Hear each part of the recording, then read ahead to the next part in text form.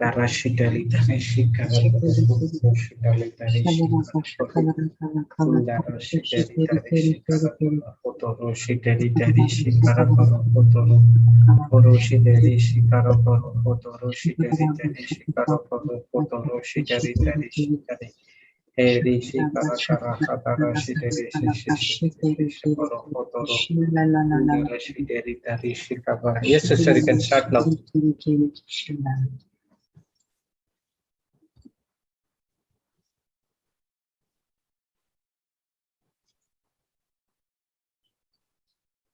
Did you? Yes. Need to make Sister Jocelyn co-host. Oh, she was there? I think she's signing. Okay. Not sure. Maybe another device. Okay, done. Yeah. Please God. Praise God. Thank you, Jesus. Is my audio okay? Yes, sister. Yes. Okay. Praise Morning, God. Jocelyn. Let me know if the fan sound comes. I'll put off the fan, okay? Okay. Praise God. Thank you, Jesus. Thank you, Jesus. Thank you, Holy Spirit. Lord, we thank you. We praise you, Jesus. We love you, Jesus. Thank you, Lord, for your love, for your mercy that endures forever and ever. Holy Spirit, you take complete control of this session, of this day. You speak to us, Lord, making this teaching extremely simple, easy, and very, very practical for us. Holy Spirit, you take complete control, teaching us with examples, testimonies. Thank you, Lord, for anointing our hearts and our ears to receive your word, the uncorruptible seed planted in our heart, that we will not allow the seed to be stolen, but water the seed and allow the seed to grow fully, become matured, to bring the harvest in the right season. Thank you, Holy Spirit. Thank you, Father. Thank you, Jesus, for your love. Thank you, Lord. Thank you, Jesus. In Jesus' name we pray, Father. Amen. Amen. Praise God. So your video is not on? Yeah, I'll put it on.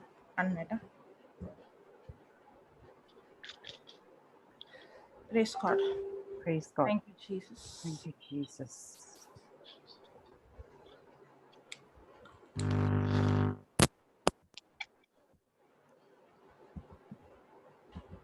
Okay, I'll finish the Melbourne and I'll join, okay?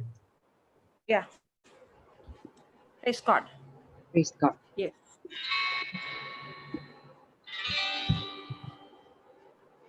Okay. Thank you, Jesus. Thank you, Jesus. Praise the Lord. Praise the Lord. Morning, Sister Jocelyn. Morning, Good morning. everyone. Morning, Papa. Papa is there, but he's behind the camera. Okay, no problem. Okay, so shall we start? Yes. Okay. Yes. So on the other day, on Sunday, I remember I gave a point to write. Knowing the difference between working to get God to do something and having faith in what he has already done. Remember? Sunday, right? Sunday. Yeah. If you Yes. have not written, I'll do it again. Knowing the difference between working to get God to do something and having faith in what he has already done allows us to enter into the place of rest where he wants us to be and to stay there. Okay, remember on the other day, Sister Umira came. Okay, and she came. I remember her coming the first week, the second week, and then I also contacted one of the helpline, and then I came to know that she's been in touch with Papa, with Sister Judy, with me, and all of us. But the question that she has is, I'm doing all these things, but why am I not seeing the manifestation? And she genuinely want to know what is her error or what is a mistake. Okay, it is not only her question. This question comes from many. The question is, I've been confessing the scripture, I've been speaking to the mountain, I've been speaking the unseen, but why is that I'm not getting the manifestation? Okay. Praise God. If anybody else also can come on the panel, it will be nice for me, because Sister Jessie is busy typing, and it's little difficult for me to communicate. Anybody can come on the panel, please? Yeah, I'll make them co-hosts. Okay, Brother Avil is there. Sister Cleffa is there. Yeah, Sister Cleffa must be working. Yeah. Anyway, I'll just make them co-hosts. Jacqueline is not there? And then they are free to come. She's there, but her audio is not on. Okay, I'll make Sister Suda as well. Sister Suda is also You there. can make her. Yes, I've made them all co-hosts. Please, brothers, sisters, do join us if you are free to do so.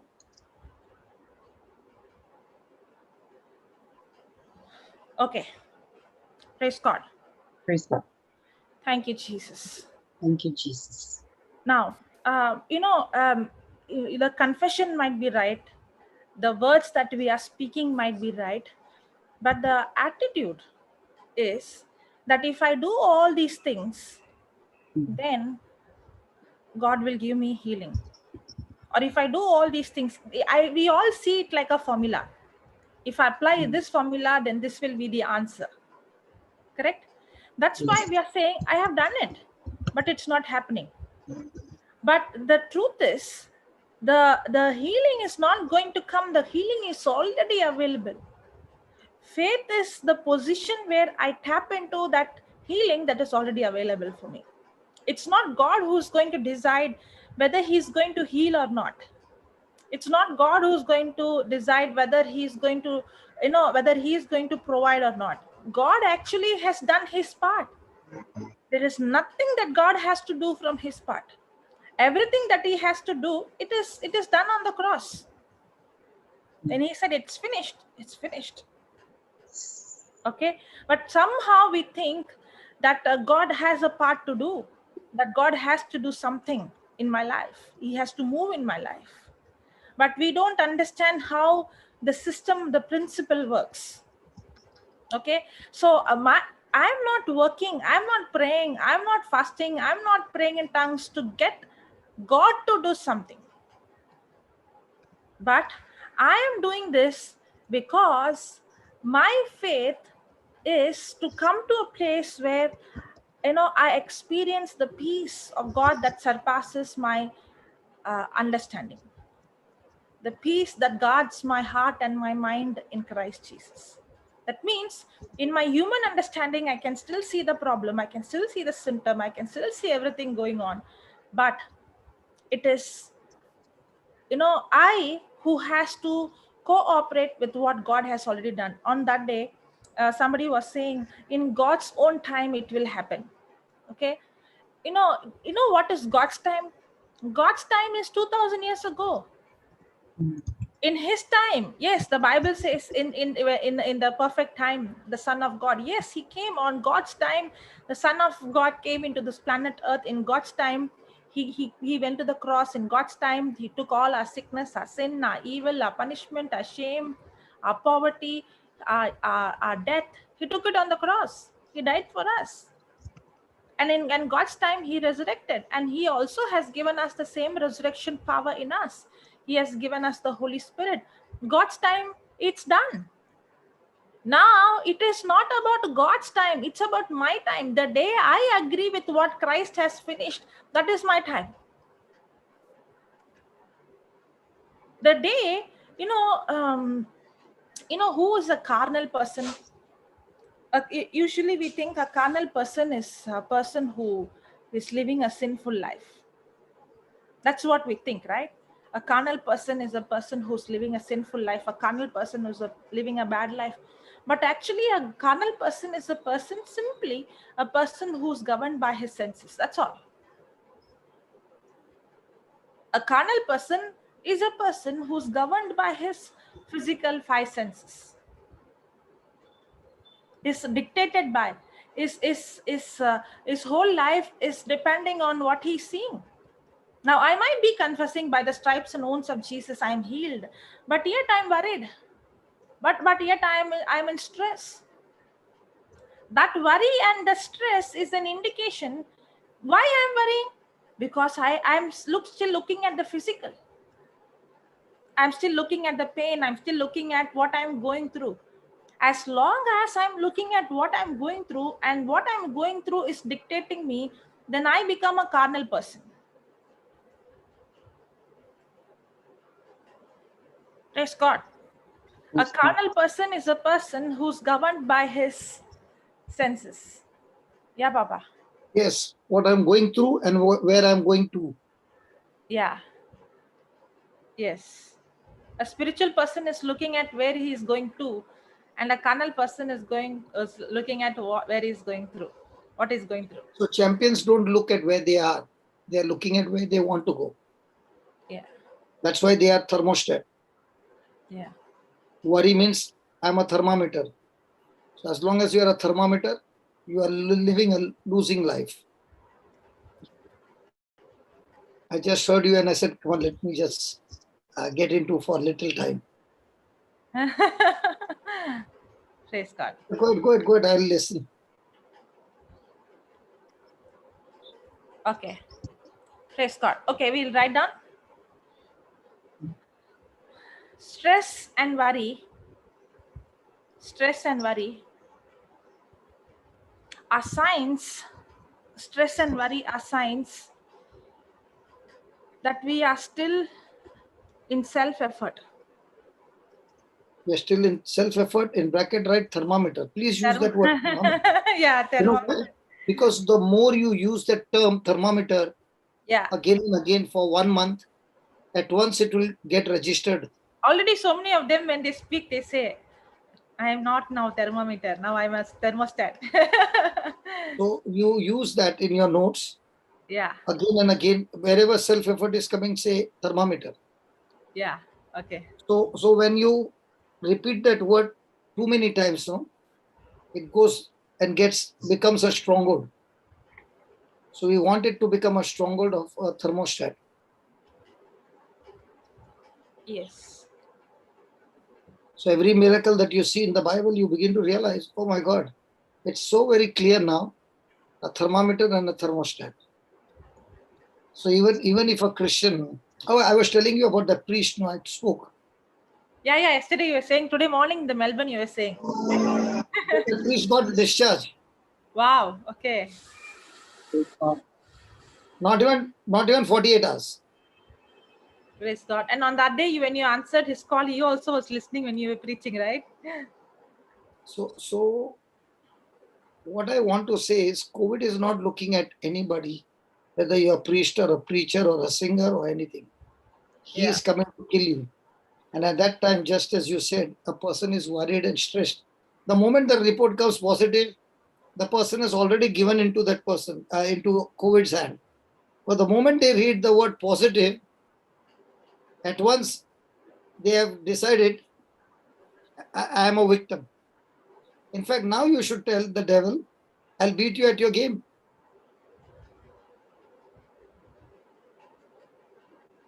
That is why today I decided to make Psalm 91, mix it up with other prayer and make it into a prayer.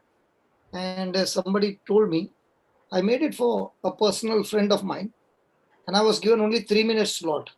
That's why you find that prayer is very fast. You see that audio prayer is very fast. And I said, Lord, in 3 minutes I have to give a capsule. So I have to add many things. So I added many things in that. So it became 3 minutes and 45 seconds. So 45 seconds. Anyway, when they give me, they already know it will not be on time. So I'm believing now that this brother is going to be hearing it. The nurse is going to put it in his ears, and he is fighting life and death. But the word going into his ears is bringing my brother out. My brother means not my blood brother, brother in Christ. It's bringing him out. So that's why I said, why not broadcast to everybody? Yeah.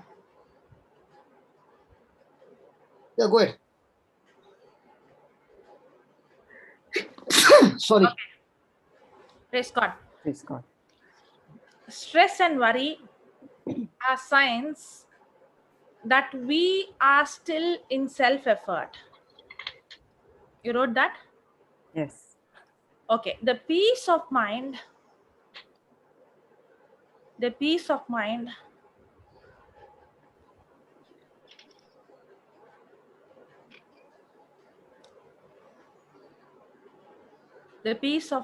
from believing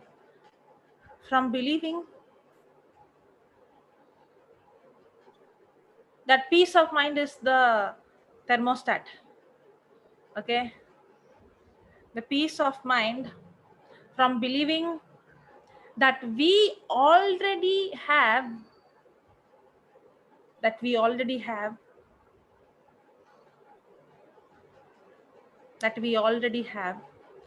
everything Jesus made available. The peace of mind from believing that we already have everything Jesus made available for us.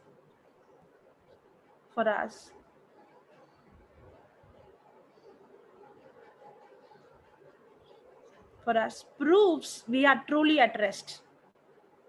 Proves we are truly at rest. That's the thermostat. Yeah, thermostat. So the word is working now. Yes. When we are at rest, the word is working. When we are at rest, the word is working. Exactly. And when we are not at rest, we are working. What is at rest? Self-effort. Yeah, when we are at self-effort, we are not allowing word to work, no? We are working, yes. Because when we are working, we are not allowing the word to work, and then we are wondering, why is that not happening? It is my own worry and my own stress is an indication that I am working and not allowing the word to work. If I would have gone into a thermostat where I would come into a place called rest, now I know. Now I that's why I'm not going to allow what my senses is saying to govern me. Jocelyn, now in Tuticorin, what is the temperature? Is it winter or summer? It is summer, but today morning it is little cloudy. Okay, but otherwise, what is the temperature? 40, 45? It goes up to 40, 45, no? Yeah, it goes. But I So think when it is say 45, and you put the thermostat to 20, after putting the thermostat to 20, then you take the fan and you give the air conditioned fan, no? With another fan. I take the You did not understand what to tell you. How yeah will I make you understand? See, you put that button, no, yeah on 20. 20 After that, the compressor started. yeah. So now you are giving fan to the compressor, no? No, I'm not doing anything. Now I understood. Why should I do? I put the thermostat. No, it has to do the work. But the thermostat will become hot, no? It won't become hot. So you should take up papers or some No, plastic it fan. is And keep designed on. like that. I don't need to do anything. I have to only set the thermostat. So that's exactly what the Bible is saying. You don't have to do anything. Yeah. Just plant the seed and go to sleep.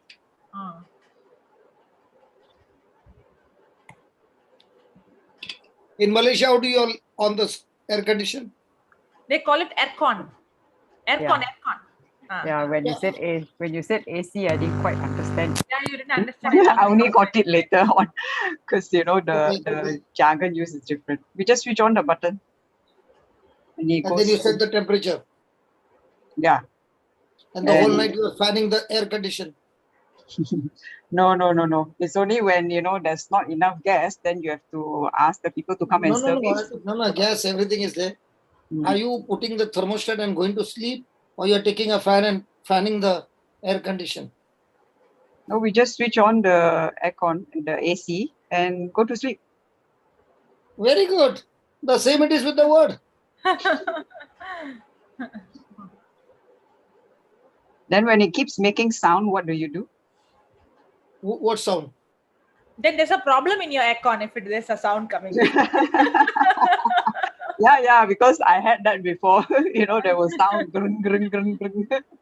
And that was a bit But disturbing. thank God, in the kingdom of God, in God's side, it is 100% See, perfection. when I give parables, no, I like to give scriptures to back up. Mm. I will not give you just a parable without a backup scripture. Praise God. It is Praise in God. John 6:63. The air condition works. Oh, my words Yeah. are life, they are spirit. And Yeah. Give the whole thing. John 6:63. Come on, put it on the the screen. Marita is putting it.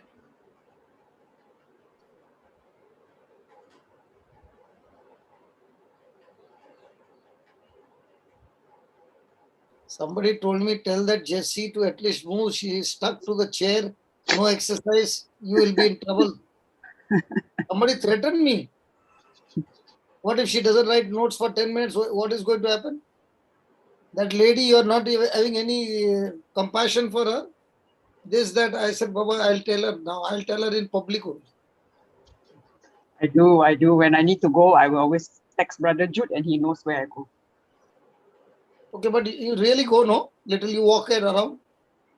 I mean, when I need to go, where I need to go, I will go. No, that is okay. But you don't walk a little. Sometimes not so, but I'm trying to incorporate that. You know, what I'm trying to say is we will work out something for that text message. Okay. I will do something and I'll show you how you'll get your text message. From the text message, then you can do the correction. When you make it a transcript, you get the whole everything on the text file. Okay. CC, yeah, I've done that before, but CC takes a long time. It can only appear after the YouTube is uploaded. Yeah, you need it after the YouTube only, no? For revision. Yeah, only if it's below 4 hours or below 3.5 hours. Above 4 hours, we usually don't get the CC. Okay, even if you get one day late, what is going to happen? Are you going to catch a bus? No, it doesn't come, Papa. Above 4 hours, it doesn't come. I have actually. Okay, I'll work out something for you. Okay, I have found something. Okay, it gives you word to word text. I'm doing that. I'm not yet very successful. About 80% I'm getting. So you don't need anything. You just keep the computer on. You go and talk, and you come back. The computer will do all convert it from audio to text. Oh, audio recording. So you play the whole file while you are going to sleep. Play the file. By morning, the text is there on your computer. Yeah, I tried that once. No, but you are using a different software. Yeah. You are using a software from the speaker of the laptop. So you are using external speaker. I'm not using external speaker. I'm using right from the processor inside. So even if you're talking, that your talk will not come. If that audio file is running, and let's say 2-3 people are talking in the room, it will not pick up anything external. It will pick up only from the audio file. So the accuracy is very, very, very, very strong. Oh, okay. Praise God. So I'm working on it. So as soon as it is successful, then I can give it to e-writers. Most of the problems will be sorted out. Amen. So this is what I do when I don't get sleep. Praise trying to God. do some research which will help the e-writers and everybody and make easy. And then once they got a text file, they play the whole file again and they just check the text file. And wherever correction has to be done, they can do that. So 97% you are getting full, only 3% or 4% you have to make the correction. If that is Wow. what you get, so you will be free typing all the time. That's very high accuracy. Yeah, that's Because what I'm saying. Yeah, I did try earlier on other softwares. It didn't quite work. They were picking up the wrong text, so couldn't be used. Because when you are using external speakers, it will happen. Yes, yes. Now in the same way, there is an external speaker and internal speaker. Okay. The internal speaker is your spirit mind, and the external speaker is your this year. Hmm. When it comes to this year, a lot of things enter. When it comes from the spirit mind, it is accurate to the word of God. That's why when a person is hearing the voice of God, he's hearing from his spirit mind. There cannot be corruption in that hearing, because the voice of God will always speak according to the word of God. And if the person has got the word of God loaded in his heart, then at once the spirit will say, accept it. If it does not go in line with the word of God, it will quickly say, corrupt it. So the one that comes from devil is outside? Yeah, what comes from But the sometimes devil. it's playing inside, isn't it? Yeah, it will always play inside only. But what is playing inside, the message, if it is not aligning with the word of God, then it cannot be from God at all. How do you fight actually when it keeps coming non-stop? It's like, it keeps coming back, coming back. Non-stop, then you keep speaking non-stop the word of God, or you use the earphones non-stop and plug it into your ears non-stop. When it goes non-stop, it will wash your mind non-stop.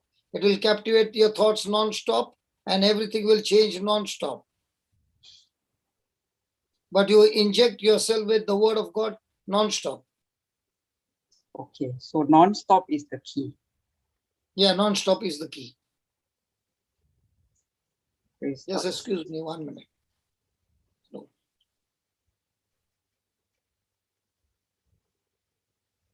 No. Jocelyn, proceed. Okay. Praise God. Thank you, Jesus. Praise God. Thank you, Jesus. Yeah, we will finish writing that. You wrote it, right? You gave 2 points. One is on the thermometer, one is on the thermostat. Is there another one? Yeah. So what did we see? We see stress and worry. Papa was giving some scripture, right? Stress. Okay, stress and worry are signs that we are still in self-effort. That's thermometer. Okay. And the other point you gave is the peace of mind from believing that we have, that we already have everything Jesus made available for us, proves that we are truly at rest. That is thermostat. Yeah. So whenever I see that I believe, then the evidence for my believing is rest. Okay. Okay. The evidence that the proof that I believe is rest. When I believe, then I should have. Now, when I say rest means, it doesn't mean inactivity. Rest is speaking about when I'm working, physically I'm working, but yet in my mind, I'm staying at rest. Okay. Now we see here the word self-effort. Now, whenever a person, maybe the person is speaking the right scripture, maybe the person is confessing the right word of God, maybe the person is praying in tongues and doing everything right. But yet, if that person is still in stress and worry, okay, now that person is not believing. The person might be thinking, yeah, I believe, I know the scripture, I know this. On the other day, one sister came on in the Melbourne and she was saying, I know this. I know 1 Peter 2:24. I know this Mark 11. I know I am speaking to the mountain. I know I did all this, but it's not working. But the level of stress and worry is an indication that you're not believing. You might be doing all right, but that stress and worry still shows that a person is in self-effort. Self-effort means that person is thinking, if I confess this so many times, if I write Habakkuk 2:2, if I pray in tongues for 2 hours, if I do all these things, then I will get the answer.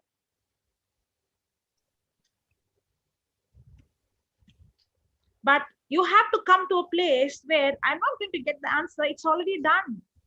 For me to see the manifestation, I have to come to that place called rest. Okay, but can you put Galatians chapter 2 verse 16? 2:16. Now I told you two words. One is self-effort and one is rest. Okay, one is self-effort, in the other one is, you can say, belief effort. One is, you can say, works of the law, and one is works of faith. Can you see these two words? One is self-effort, and the other is, the opposite to self-effort is belief effort. Okay, when I'm in self-effort, the result is stress and worry. When I'm in belief effort, the result is rest. Rest. Easy going. Yes. So one is self-effort, one is belief effort. One is works of the law and one is works of the faith. The same. When I say works of the law means the focus is more about what I am doing. Even though I'm confessing the scripture, by the wounds of Jesus I'm healed, my focus is not on what Jesus has done, but my focus is on what I am confessing. I am doing this. I have done this. I don't know where I'm going wrong. But you yourself said where you're going wrong, because you're constantly saying, I did this, I did that, I confessed this, I spoke this. I don't know where I'm going wrong. Because you're thinking you have to do something to get the healing. But I have to come to a place of rest where I believe that it's already accomplished. Okay, can you put that scripture, Marita? Galatians 2:16.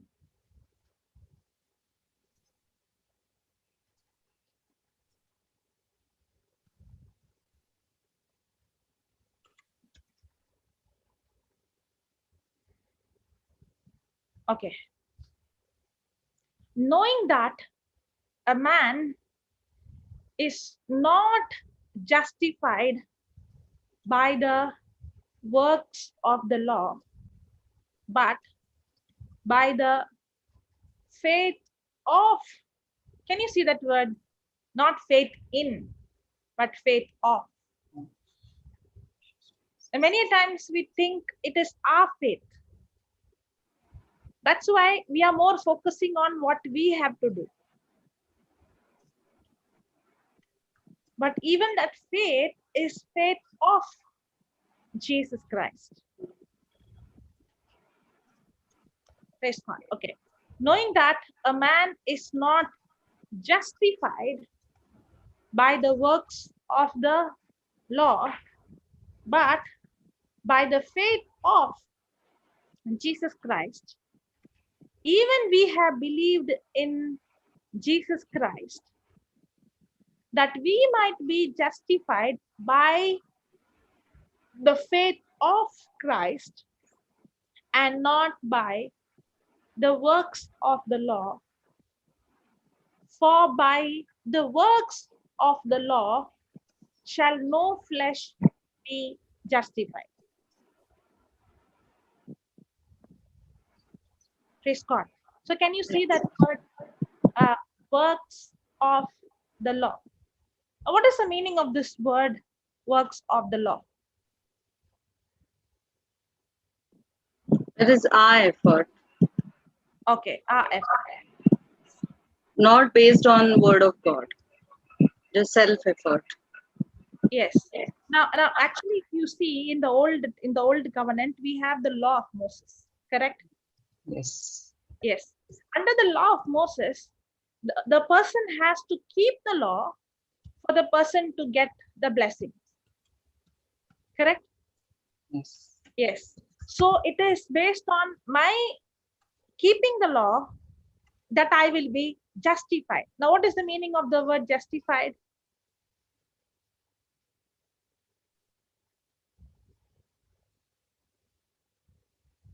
What is the meaning of the word justified?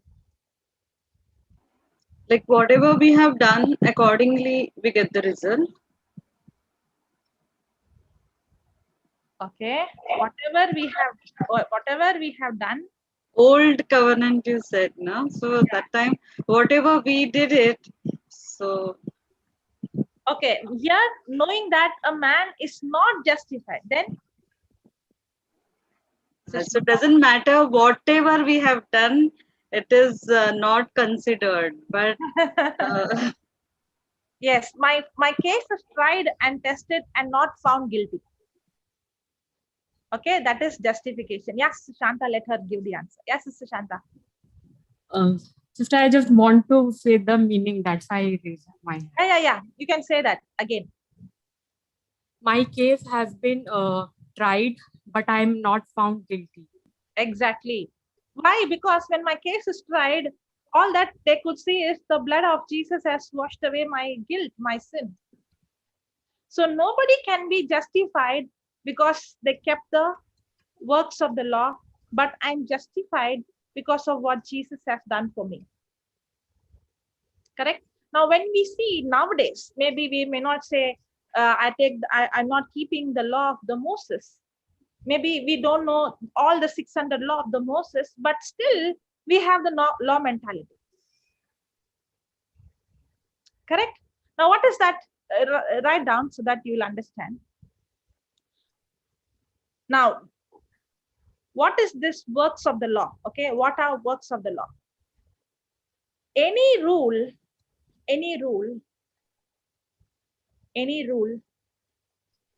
command,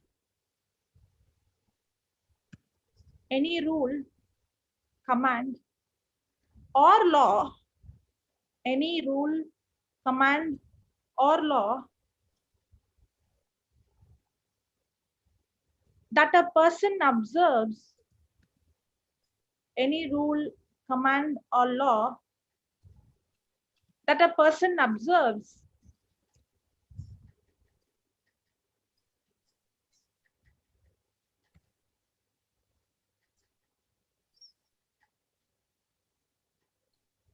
any rule, command, or law that a person observes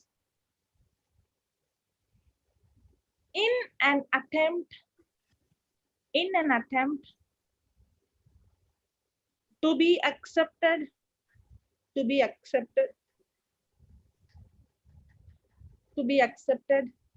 in right standing with God, to be accepted in right standing with God is a work of the law.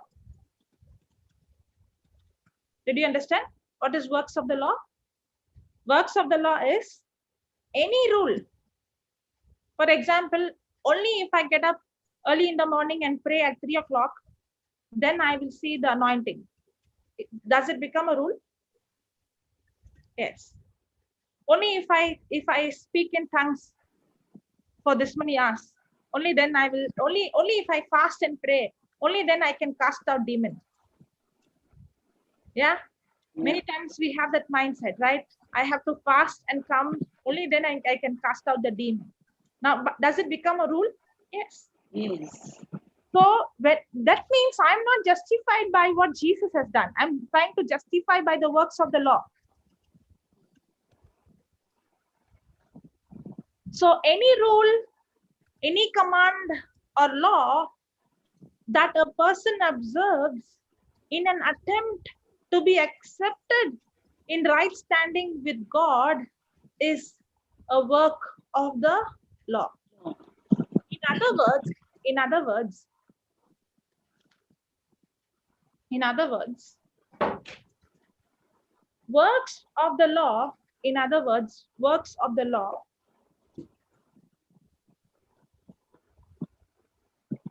are a righteousness, works of the law. In other words, works of the law are a righteousness produced by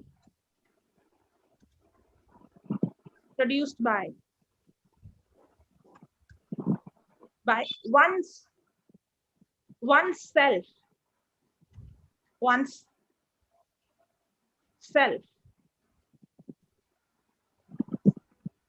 produced by oneself, belonging to oneself. O-N-E-S, once. Produced by oneself, belonging to oneself. Offered to God,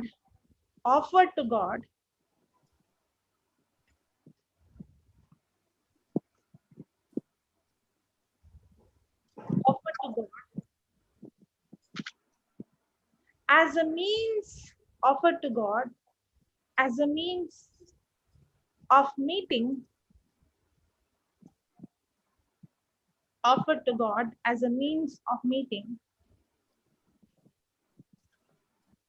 God's standard for acceptance.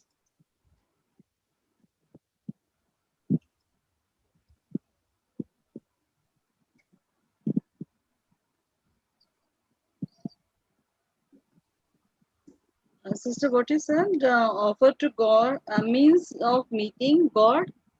God's standard for acceptance.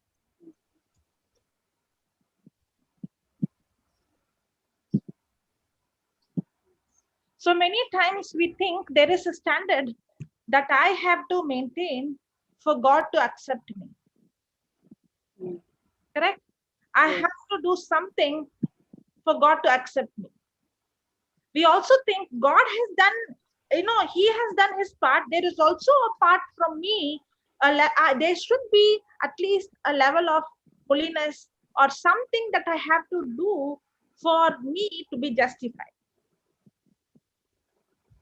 That is works of the law. Now, whenever a person... Give some example, no? Give some example and then break the word, no? It will be easy for them to understand. Yes.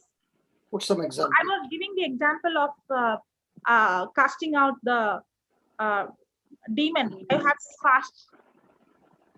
Okay. I just gave the example of how a person thinks that I have to fast. Only if I fast and pray, only then I can go and cast out demons. So then comes the question, should I not fast? Yeah, then comes the question, then should I not fast? Yes. So what is the answer for that? So when I'm going to fast, okay, and if I'm going to have the mindset that only if I fast, I can cast out demon, then I'm thinking that I have to do something for God to accept me. Correct? But then why does the Bible says I have to fast? Now, fasting, speaking the scripture, praying in tongues, all these things is not, I'm not doing all these things so that God will accept me. I am not doing all these things so that God will bless me or I'll get something from God. Now, all these things why I do is to change my own self. Now, when I fast, okay, what happens is, now, usually what happens is my senses, I told you a carnal person is a person who is governed by his senses. Correct? Who's a carnal person? A carnal person is not necessarily a person who's living like in adultery or a murderer. No, simply a carnal person is a person who's governed by his senses. Now, usually what happens is, when it comes to hunger, our body is what dictates me. When I'm hungry, when my body screams for food, I give my body food, right? and the senses is what is controlling and ruling me. But now when I'm fasting, I'm telling my body that you don't dictate me, you don't govern me, you don't tell me that I'm hungry, but rather I will tell you when you have to feed. Now when I'm fasting, what I'm doing is, instead of feeding my body, I'm feeding my spirit person. Okay, so now when I'm feeding my spirit, I'm not doing it with my willpower. See, a person can do it with his willpower. I'm fasting, but now I am depending on the grace of God. I'm telling God, I can't do this, but I thank you, Jesus, for your grace. And I start feeding myself with the word of God day and night. That's when my body is coming into obedience to the spirit. Now my body is not dictating me, but I am telling my body. So I am not allowing my senses to take control over me. So my fasting is not to change God, but my fasting is to teach my body to submit to the word of God, to the truth, to allow my spirit to control my body, not allow my body to allow me to make, dominate me to make decision. Can I give an example? Yeah, Baba. Or you want to give an example? No, you can give. Okay. Regarding the example that you are saying, okay? Yeah. For me, I cannot control when it comes to food. I've Yeah. got very big appetite when it comes to food. And sometimes it is so difficult to even say grace before meals that I'll start eating and I'll say, Jesus, I'll tell grace before meals. I'll say grace with meals. Not before meals, with meals. I cannot control. But there comes a time when God will put in my heart to fast. So my fasting is never one day. And it is not fixed. And I've seen that when the Lord will ask me to go into fasting, it will be a long period of time and there will be no date given. And it will go on and there will be no grain of food at all. For a number of days, absolutely not a single grain of food. And everything will be just the same. You'll see me preaching for 15 hours, standing. Everything will be the same. That nobody will even know that I'm fasting. And I will also be serving food. And there'll be no urge to eat food. It can go for 15 days. It can go for even more days. And it will be like preaching will be there. Sometimes 10 days retreat. 10 days retreat, I'll be preaching alone from morning till night. But there'll be no tiredness. There'll be nothing. So when I tap into God's grace, or when I tap into God's power, I say, God, I can't do it. But when I feed myself more and more with the word, grace of God takes me into supernatural. I might feed you, I might be serving you one of my most favorite food. But I will have no urge or even a desire to eat at that time. Because the mind is so much full of the word, so much full of that relationship with God, that you do not feel the effort to do it. Okay? And I've seen in my fast, please don't do that, okay? Hello, please don't do that. I repeat again, please don't do that. In my fast, normally a person has to start his body by giving juices, and then after 1 or 2 days, start eating a little semi-solid food, and then the solid food. But in my life, every fast that I've broken after 15, 18 days would be direct eating the direct meal. As if I'm eating every day, no? Like that meal. But don't do that. It will be dangerous. But I've seen in my life, my body responds so quickly and everything is normal as if nothing has happened. But the secret in this is that I use every day 200 grams of curds and I make about 3 to 4 liters of buttermilk. So when I fill my stomach with buttermilk, there is one thing sure, it will not end up with acidity. Because when people fast without water and food, there is a damage to the body internally of acidity, which I did once, and I suffered a lot for a long period of time.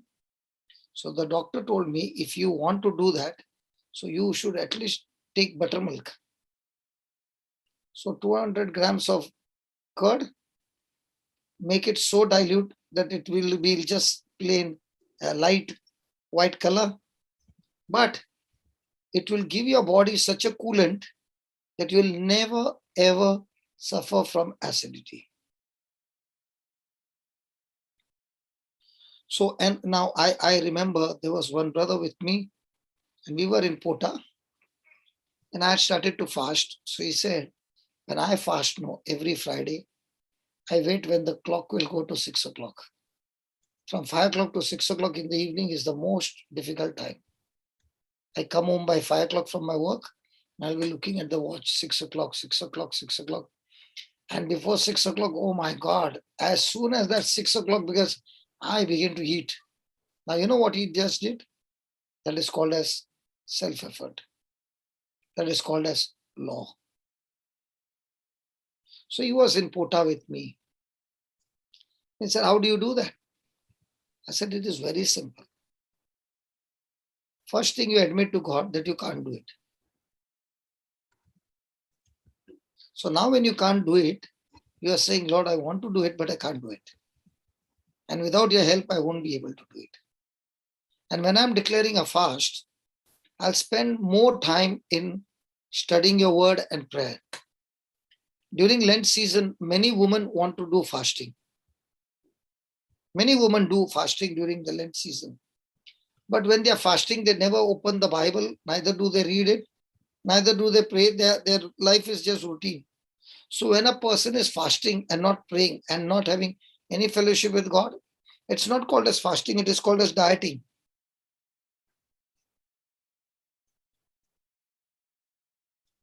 So woman, if she wants to diet, she can use the word I'm fasting.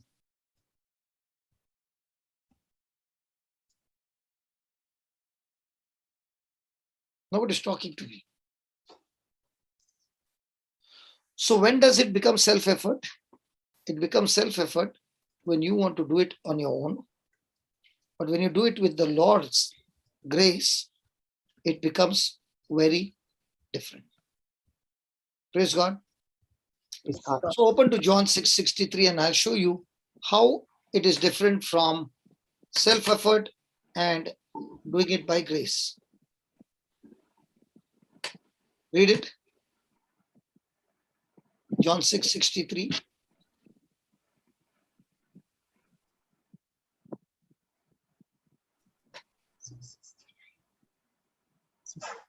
Sister Marita, are you there?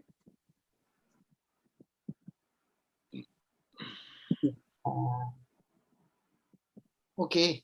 I can put, but I'll put from KJV. Okay. I can share. Yeah, we need KJV only.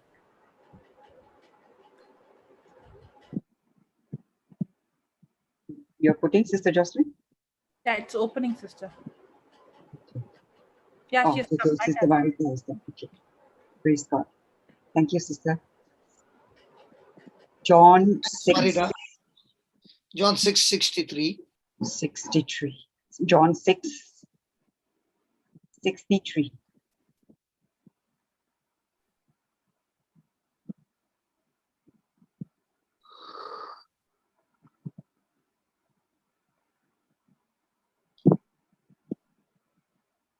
Yeah.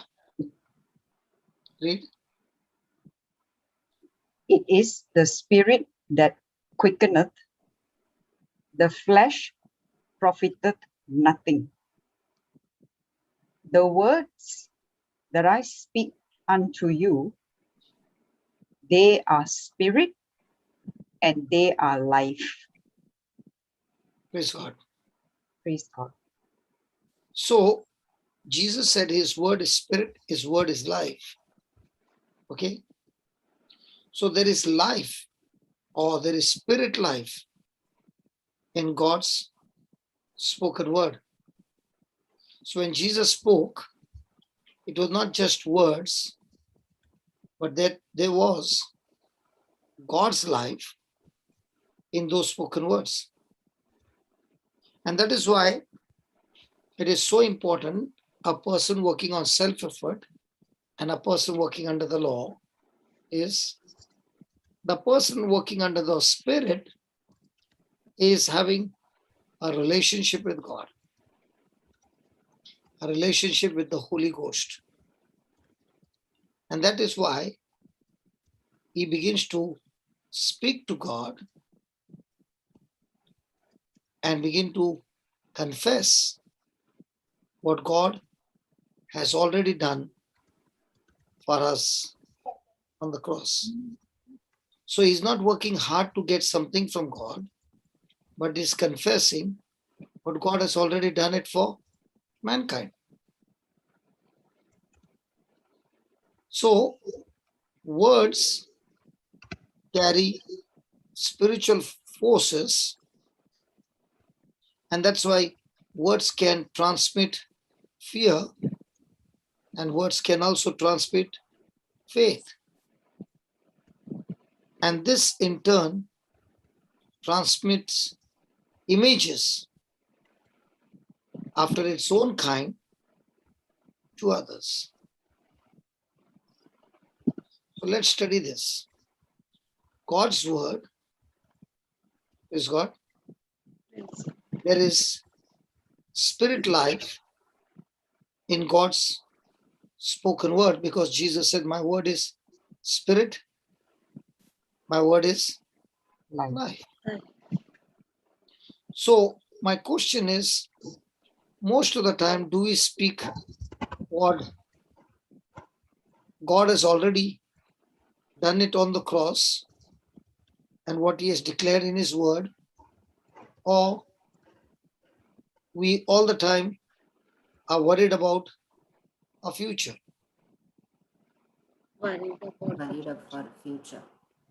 So when a person is worried about future, is he a thermometer or a thermostat? Thermometer. So as long as he is a thermometer, is he tapping into God's word or is he tapping into something of the world?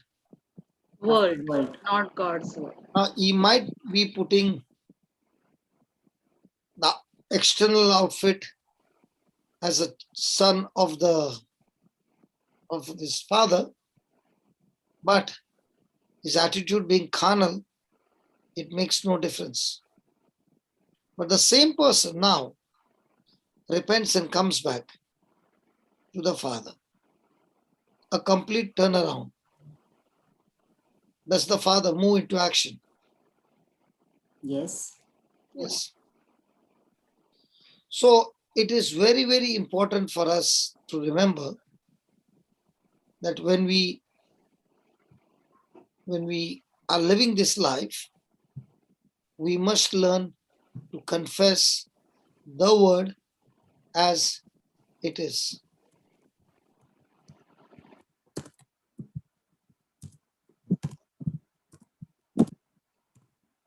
Because in the Bible, God has already declared everything that is going to happen even before it can happen. Yes. And everything that he has told it in a word form. Yeah. And this word carries spiritual force in the natural. So you have two forces, three forces. One is your own. Second one is whoever the cardinal is coming. And 3 is the head of everybody, the Pope.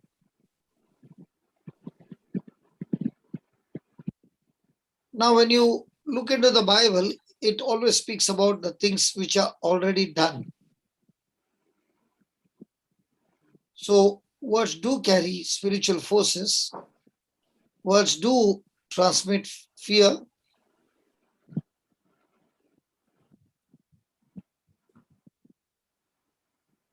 Praise God. Or words can transmit faith. They can transmit image after image.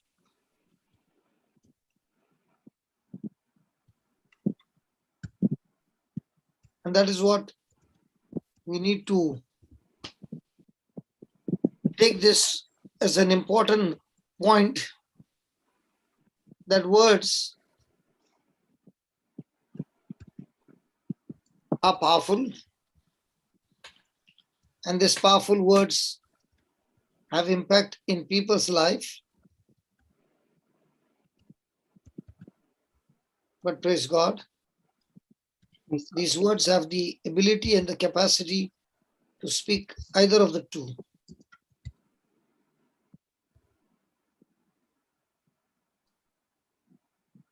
Praise God. I am feeling sleepy.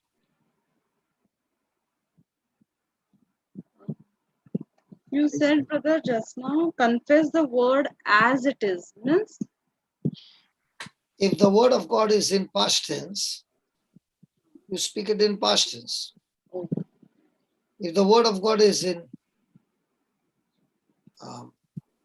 future tense or past tense, if the word of God is in, if the person is saying in past tense, then correct him and say, in the new covenant, all that is happening around the world, and your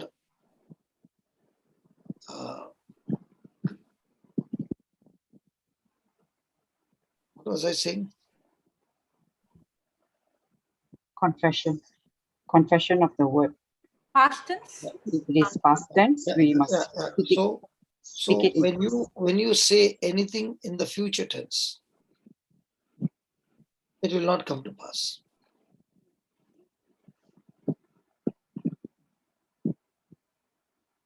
And if you say your words by faith, the Lord will do the needful. Because through words I can transmit fear. Through words, through these seeds, I can cater to the other ones. Praise God. praise Chal, I'll go. You all carry on. thank you. Praise God.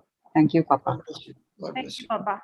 Praise God. Thank you, Jesus. Praise God. Bye bye bye bye bye bye. Right. Praise God. Thank you, Jesus. Thank you, Jesus. So, yeah, so words are transmitters, correct? Words, actually, words are transmitters, words are also transporters, correct? What's the difference, right, between the two? What is the difference? Transmit, transport. Yeah, there is a difference. Transport is getting one from one place to another. Transmit is carrying that message, right? Carrying the Transmit is, for example, substance. if you see, for example, a radio channel. Okay, there is already a transmission done, but it is not the time I put the radio on that the transmission begins. No, it's already available, but it depends on me whether I'm going to tune in or not. In the same way, healing is already available. We think when I pray, then only God will give the healing. But the transmission is 24/7.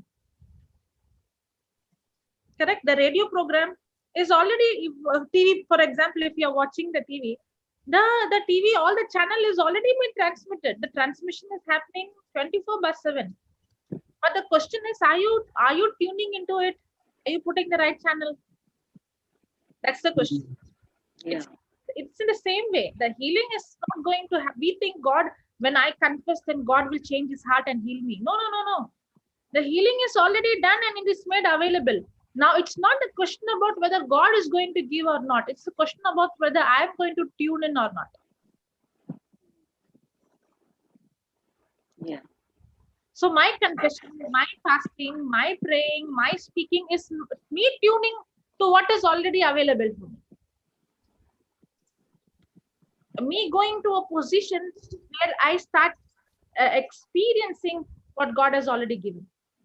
Now, when we have Saturday and Sunday healing session, do you think God is healing only on Saturday and Sunday?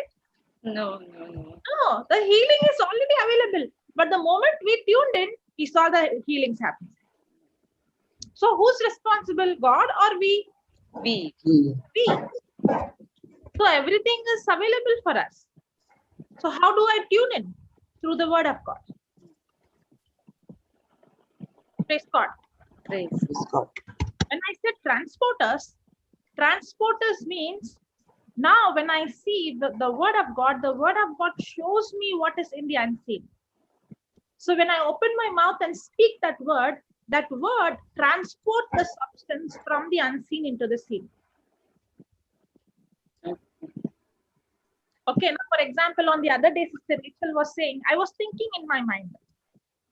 Okay, she was, I don't know whether you or even Papa was there. I don't know, you all did not notice that word. That's why the next day I came and I told, it is not about thinking. Where she was telling, I was thinking in the mind. I was saying the scripture in the mind. She said that 2-3 times. She didn't confess it from her mouth. She did not confess it. Now, Yes. as long as she's thinking, the substance cannot be transported from the unseen to the seen. Yes. Because words are containers that contains what? Substance. Yeah. Okay. Now, whatever healing is God given is already available, but it is not available in the physical. It is there in the spiritual, in the unseen. So what does the word do? The word helps me to understand what is already available to me in the unseen. And when I believe it, and then now I confess it. So now I'm speaking faith-filled words. I'm calling things from the unseen into the seen. So word transports substance. For example, a person is having short leg. Now when I say in the name of Jesus, you short leg grow. Now what I'm doing, whatever is needed for the short leg to grow, I'm calling the substance from the unseen into the seen. And that's when the leg grows.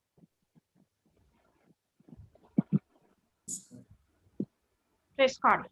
Praise. Thank you, Jesus. Thank Thank you, Jesus. So did you understand? Yes. Yes. So words are transmitters. At the same time, words are Transporters. Praise God. Thank you, Jesus. Okay. I was telling about, we were seeing about self-effort Works of the and works of the self-effort also can be, the opposite for it is belief effort. Correct? Self-effort, belief effort. Works of the law, works of faith. Works of the law and works of faith. Okay. Let's go to Hebrews 4 verse 2. Put in AMPC. 4:2 AMPC.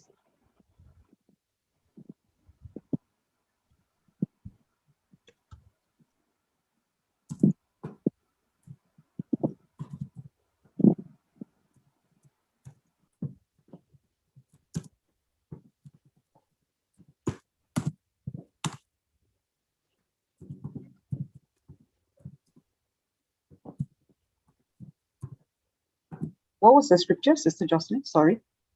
I'm waiting. Maita, you there? Hebrews 4, 4:12. Is it? 4:2. Oh, sorry. 4:2. Maita, you're busy. Is it okay for you? I can put if she's busy. Yeah. She has a small baby, no? That's why she. Yeah. Okay, thank you, Marita. Can you put AMPC or put compare?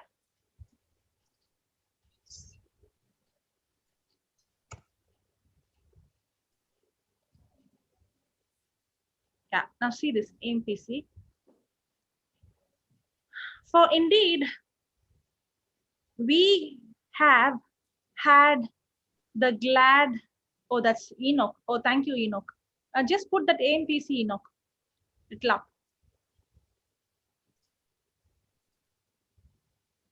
Okay.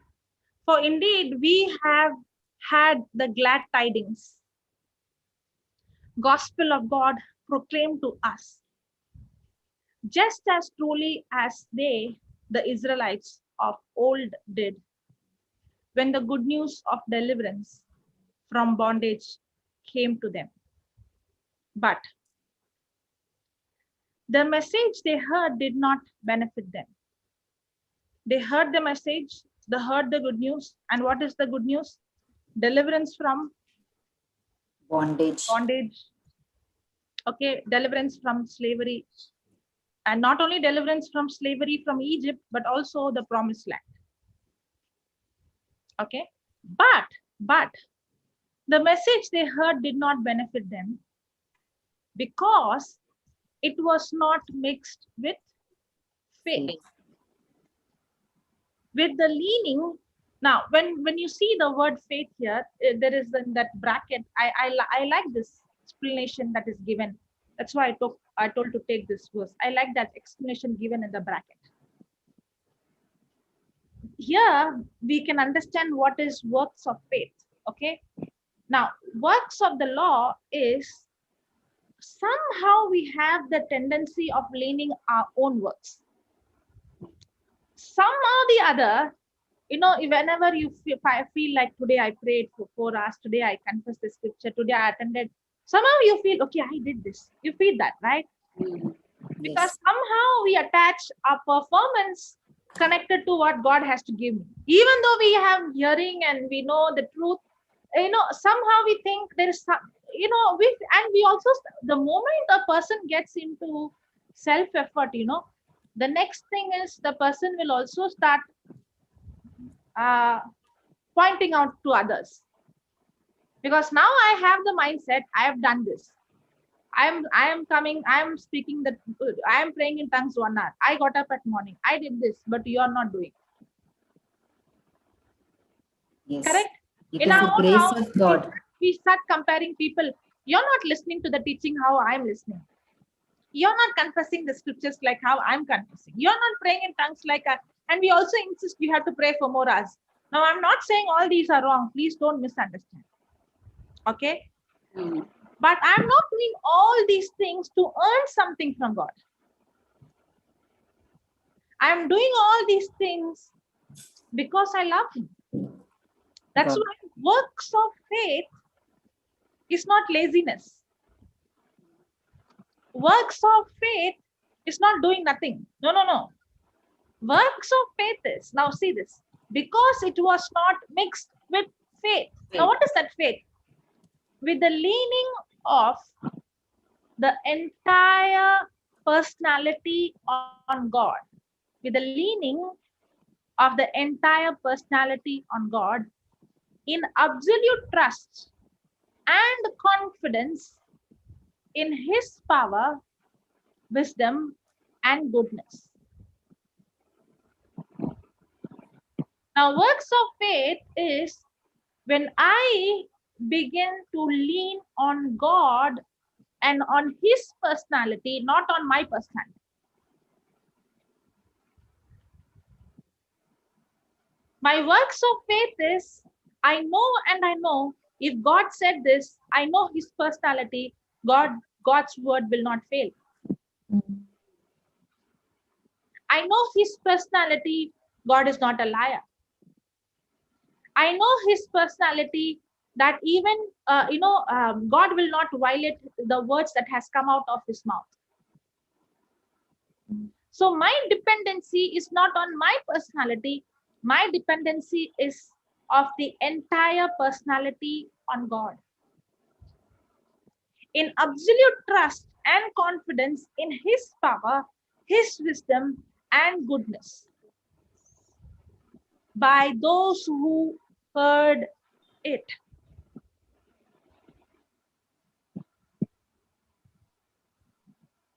Okay, praise God. Thank you, Jesus. Now, whenever I say Sister, what is this glad tidings? Yeah, glad tidings is the gospel, the good news that is preached. Okay. Okay, the gospel, the good news is preached. Now, let me bring the difference between the works of the flesh. Works of the flesh also is right. Works of the flesh or works of the law and works of the faith. Okay. Now, somebody has come for healing. Okay. Now, I'm telling that person, if you say this 5,000 times, you will be healed. Okay. Then I'm saying you have to do something from your part, only then God will heal you. Then I'm telling that only if you do this, then you deserve healing. But works of faith is, now because I believe God has already healed me, I step out and I call the person, come. And I lay hand on the sick. Because I believe it's done, I'm speaking to that sickness. Because now I'm teaching that person, you know what, it is already done. And that person is agreeing it's done and opening the mouth and confessing. See, from outside, both will look same. Both will look same because both are confessing, because both are speaking, because both are praying. But the motive is different.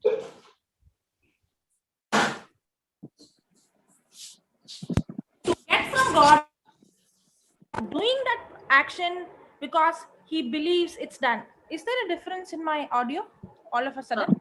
Just 1 minute ago there was. Okay. Now it's Fine. Okay, now it's okay, right? Yes. Praise God. Praise. Thank you, Jesus. Thank you, Jesus. Okay, now why I'm saying this again and again is, even when Papa was talking about fasting, okay, now many people might be thinking he's not fasting, or many people might think he's not praying. You know, many people think, even they come and ask me, when do you pray? You don't pray at all. Okay, when do you spend time? They ask that question because they think I have to do all these things to qualify. But once you understand God's personality, God's power, God's wisdom, God's love, because I understand his love, because I understand his wisdom, because I understand his personality, I lean not on what I do, but I lean on what he has already accomplished. So my action is complete confidence, not on how much I prayed. My action is complete confidence on what he has spoken.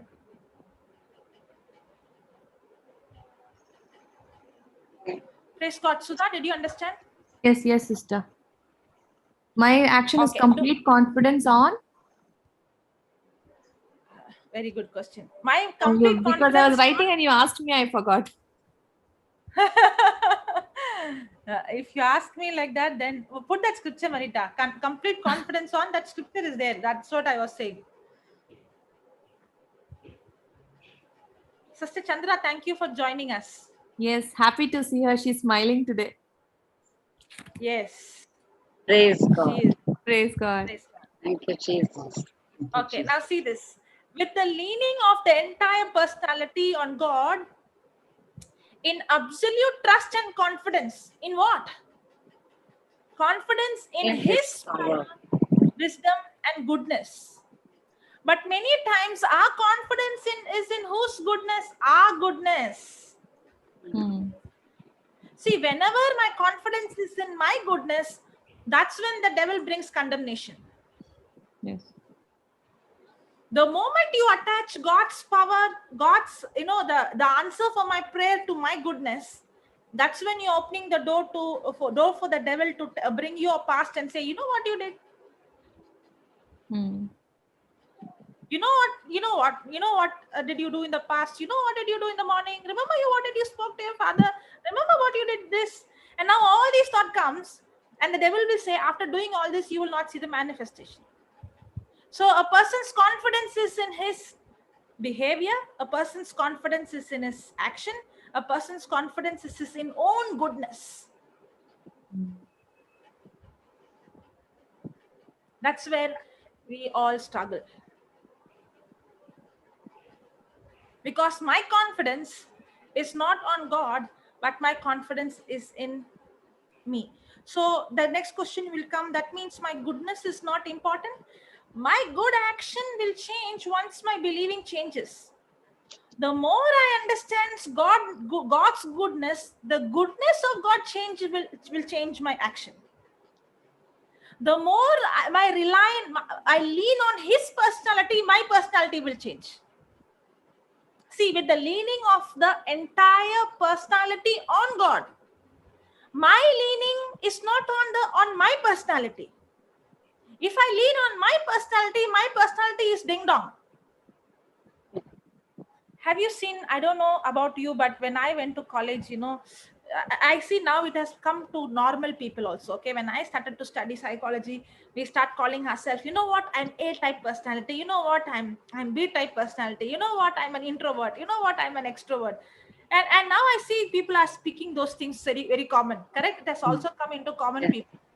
But Yes. at that time, I maybe my place, I have not seen anybody speaking. Maybe I did not know. I was not exposed. I have never even heard all this. Sister, my nephew is just 8 years, and then I told him, come out, come speak to us. He said, no, Atte, I am an introvert, so I won't talk much. He's I'm just an 8 years. Exactly. That's what we think. That's how we call. And our dependency is on our personality. We think like this. You know what? I'm a shy person. Hmm. You know what? I'm not an outspoken person. I'm an A-type personality. I'm a B-type personality. Now, all these are, you are not supposed to carry your personality. You have to crucify your flesh and you have to allow Christ to live.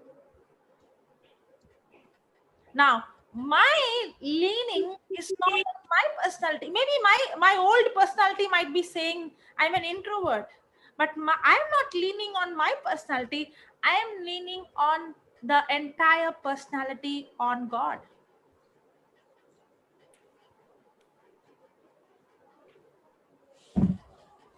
Praise God. Thank you, Jesus. Are you understanding the difference between works of faith and works of law? Now, okay, I'll give another example. Okay, David. You see, David, what experience he had? Did he go? Yeah, has he ever been into the war? No. Does he know anything about the war? What's your name? Sudha. Yes, sister. All of a sudden, okay. Do you like sports? Yes. Oh, you like sports. I should ask something else. What you like? What is that you don't like? Yes. That I don't like. I don't know, Okay, sister. for example, there is a particular game that you don't know anything about. Okay, huh. Maybe football. Okay. Yes, I don't know, sister. You know? I don't know about football. Thank God you don't know. Okay. Now, all of a sudden, you have been pushed in a tournament into the field. How will you feel? Left out. You will feel like, I don't know anything, right? Yeah. See Sister Chandra's face. Just imagine David, who has never been in a warfare. He doesn't even know what will happen. Yes. He doesn't even know what weapons they use. He doesn't even know anything. And now he comes there into the battlefield. Why? Was he having fear? No, he had confidence on God. Yes. Because his complete dependency is on God's personality. Now all that David has to do is to take his five stones, or the stones and the sling, and that's all. Now it might look like with this stone you're going to beat him, that much big Goliath, but see, the works of faith is a complete leaning on God's personality. The works of faith is the complete faith, or another confidence, the complete confidence in God's power. Now, David did not say, I believe, and was not sleeping at home. If he's sleeping at home, then there is no faith at all. Now, many people will say, I have faith, but there won't be any works. That's why when I say works of faith doesn't mean not doing anything. If you're not doing anything, it's no longer faith. Are you understanding? I'm only telling you there is always works. Whenever I say faith, there is always a work. There is always action. But there is a difference between the works of faith and the works of the law. Now, it is not that David did not do anything. He was not sleeping. In fact, he was in the most dangerous zone. That's what faith will do. Faith will make you to do something that you can never do with your own ability. You need guts to do the works of faith. Are you understanding? Because whenever we speak about self-effort, then somehow we have this mindset. I'm not going to have self-effort. That doesn't mean I'm going to be lazy. It doesn't mean that I'm not going to do anything. It doesn't mean that if I have to pray, then it is self-effort. If I have to confess the scripture, then it is self-effort. No. Self-effort, the opposite to self-effort is not to be lazy. But the difference between self-effort and belief effort, the difference between works of the law and works of faith is, under the works of the law, you work. Under faith also you work. But under the works of the law, you work to gain God's approval. Under the works of the law, you work so that you will be justified.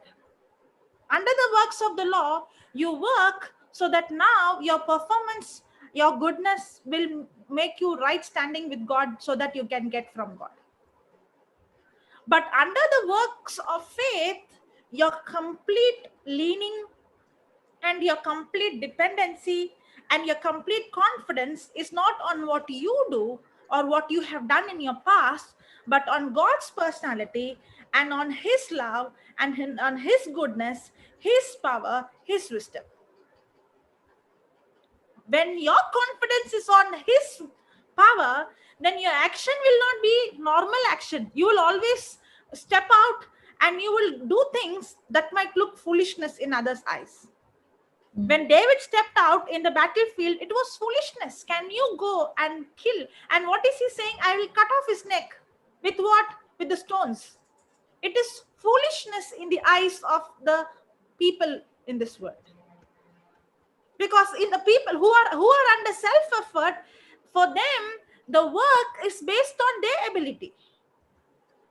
But the one who is under the works of faith, their work is upon God's ability. So they step out beyond the human physical ability into the supernatural. It looks like, oh, are you gone out of your mind? Yes. Are you crazy? That's why Saul was trying to put his, Saul was trying to put his garment, the breastplate, the helmet, all those things, and the Bible says, if you go and read David, after putting all that warfare, he couldn't even walk properly. Too heavy. Yeah. Too heavy. Too heavy for him. He was very small. He's small, right? And all these things, and he's saying, I can't walk. Now, why do you think he's putting all those things? Why is Saul putting all those things? Because that's how he used to go to the battlefield. Now, many times, all those things, no helmet and all those things, heavy burden, that's what the religion will tell you. You have to do all these things. Wow. Okay, now my question is, I'm from David's place, I'm talking, okay? I'm asking the religious person, Saul, I'm asking Saul, if all these things did not help you, do you think this will help me? If it did not work for you, then why are you pushing it on me? You've been trying all these, when you saw Goliath coming, you went and you hid. Why can't you put this and go and stand if this helped you? That's what people will come with their opinion and they'll tell you, you do this, you do that, you this, then you will. If this did not help you, then why are you coming and telling me that this will help me? Because your trust is on all these things, but my trust is on my God. You know, when you call a blind person come, a deaf person come, everything in your logic will say foolishness. How will this happen? That too from my hand? You know what life I lived? The devil will come and tell you, you know what life, you know what did you do yesterday? You think God will use your hand to heal this person? You think God will use your hand to do this miracle? That's what is self-effort. And that's when the word of God says, God is not using me based on what I do. I am not righteous based on my action. I am righteous based on his action. And when I lean on him, when I lean on his goodness, when I lean on his love, when I lean on him, now my works are works of faith. I step out by faith. I will not be sitting in a place. In fact, a person who is under the works of faith will do more, because a person who's under the works of the law is depending human ability. So his action is only how much he can do. But a person who's depending on God's ability is always stepping out, not depending on his ability, but God's ability. So the result is always supernatural. The person whose self-effort is, what to say, how is that this is happening to him? I know her, I know him, you know who she is, you know what kind of life she lived, you know what kind of life, how can this happen? And you might even get jealous, you might even get angry.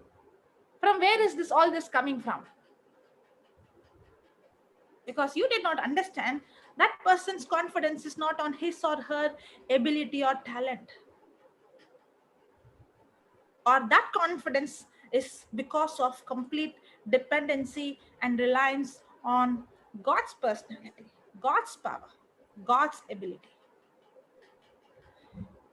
Praise God. Praise You God. understand? Praise God. Yes, sister. And sometimes we don't even know, like that person may have totally surrendered to God. He has come back to God, whatever must have done in the past. But we judge, like, the person was doing so many things, and how come they go? I mean, that person has got so much this thing. But God has already, the person has gone back to God, surrendering. So that we may not know. So we just keep on judging. Yes. Yes, God. Because our mindset is we always see the action, we always see a person's behavior. But Jesus always saw the heart. See, now when Jesus came to this planet Earth, okay, he saw two kind of people. He saw two kind of people. One is the Pharisees, the scribes, the teachers, the synagogue leaders, okay, and the other side of peoples are the sinners, the tax collectors, the prostitutes, the Gentiles. He saw two kind of people. Okay. Now, whenever you saw these Pharisees, whenever we see these scribes, these leaders in the church who knows, they're actually very zealous for God. They actually spend more time in the temple. They actually know the scriptures. They have the knowledge. One side.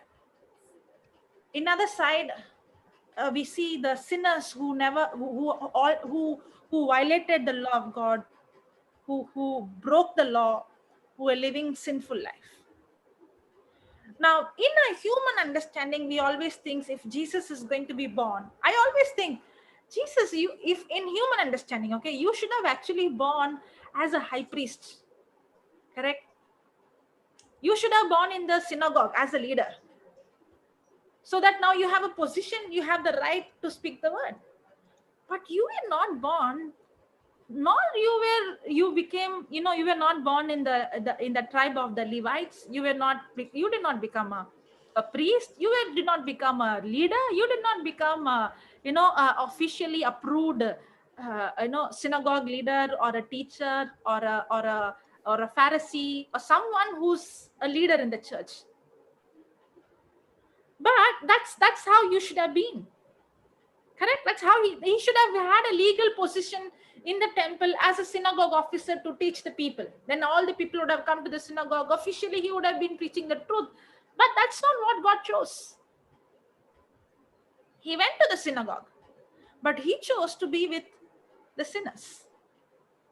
Now, what happened is when Jesus came as man into this planet Earth, and when he was moving around the people, preaching the gospel and the truth, in fact, the synagogues and the spiritual leaders and those, the Pharisees, the scribes, they should have actually accepted him, and they should have been in thirst and hunger to know the truth.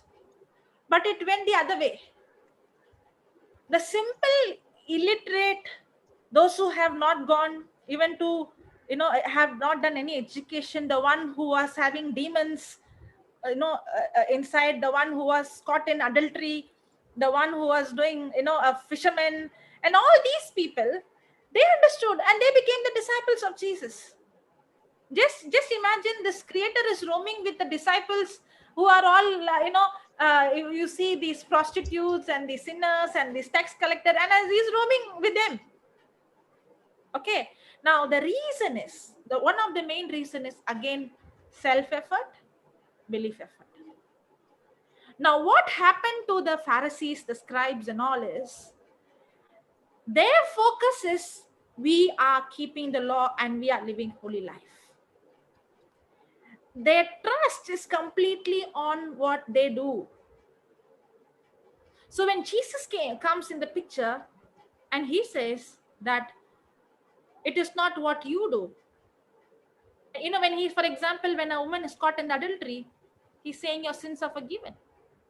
And he's saying you accept it. And he's telling the disciples, okay, now you can cast out demons. Then the Pharisees are saying, how can a tax collector go and cast out demon? How can a woman who's is caught up in the adultery can go and heal the sick? What is her lifestyle? What is his lifestyle? How bad he has been living? How can he do good things? Maybe this must be, they are doing it under the evil power. How can God use such a bad person? That is what the thinking of the Pharisee. But the Pharisee has not realized he also is a sinner. And he is not qualified or justified by the works of the law. Nobody can be justified by the works of the law. But the Pharisees were thinking they have right standing with God because of their post, because of their position, because of their holy life, because of their doing all the rituals. That's why they cannot tolerate when a sinner is being accepted, because my acceptance is not based on my action. My acceptance is not based on what I have done. My acceptance is not based on the lifestyle I've been living, but I am accepted because of God's mercy. Because mercy is God not giving me what I deserve. He's canceling. Mercy is God not giving me what I deserve. I deserve punishment. God canceling my punishment. That is mercy. Praise God. Praise God. Thank you. Jesus. It is easy for the sinners to not trust in themselves because they know they can't trust in themselves. It's easy for a weak person to depend on God. Now, when I read that scripture, I think it's 1 Corinthians 1:27, it says God did not choose the wise things of this world, but God chose the foolish things of this world. I was very, very happy when I read that scripture. Wow, God chose the foolish things of this world. God chose the weak things of this world. But then a small thought came. What if I was born smart? What if I was born strong? God would have not chosen me. Thank God I was born weak. That's when the Holy Spirit started to reveal to me. He said, no, that is not what it means. That means everybody is sinners. Everybody is weak. Everybody is weak, and everybody is foolish in the eyes of God. But the one who realizes it is the one who's saying, I can't depend on me. I can't trust in me. I might point somebody and say, I am not like you. You're living such a bad life. I have not taken drugs. I have not done adultery. I can compare myself. But the Bible says all our righteousness are filthy rags.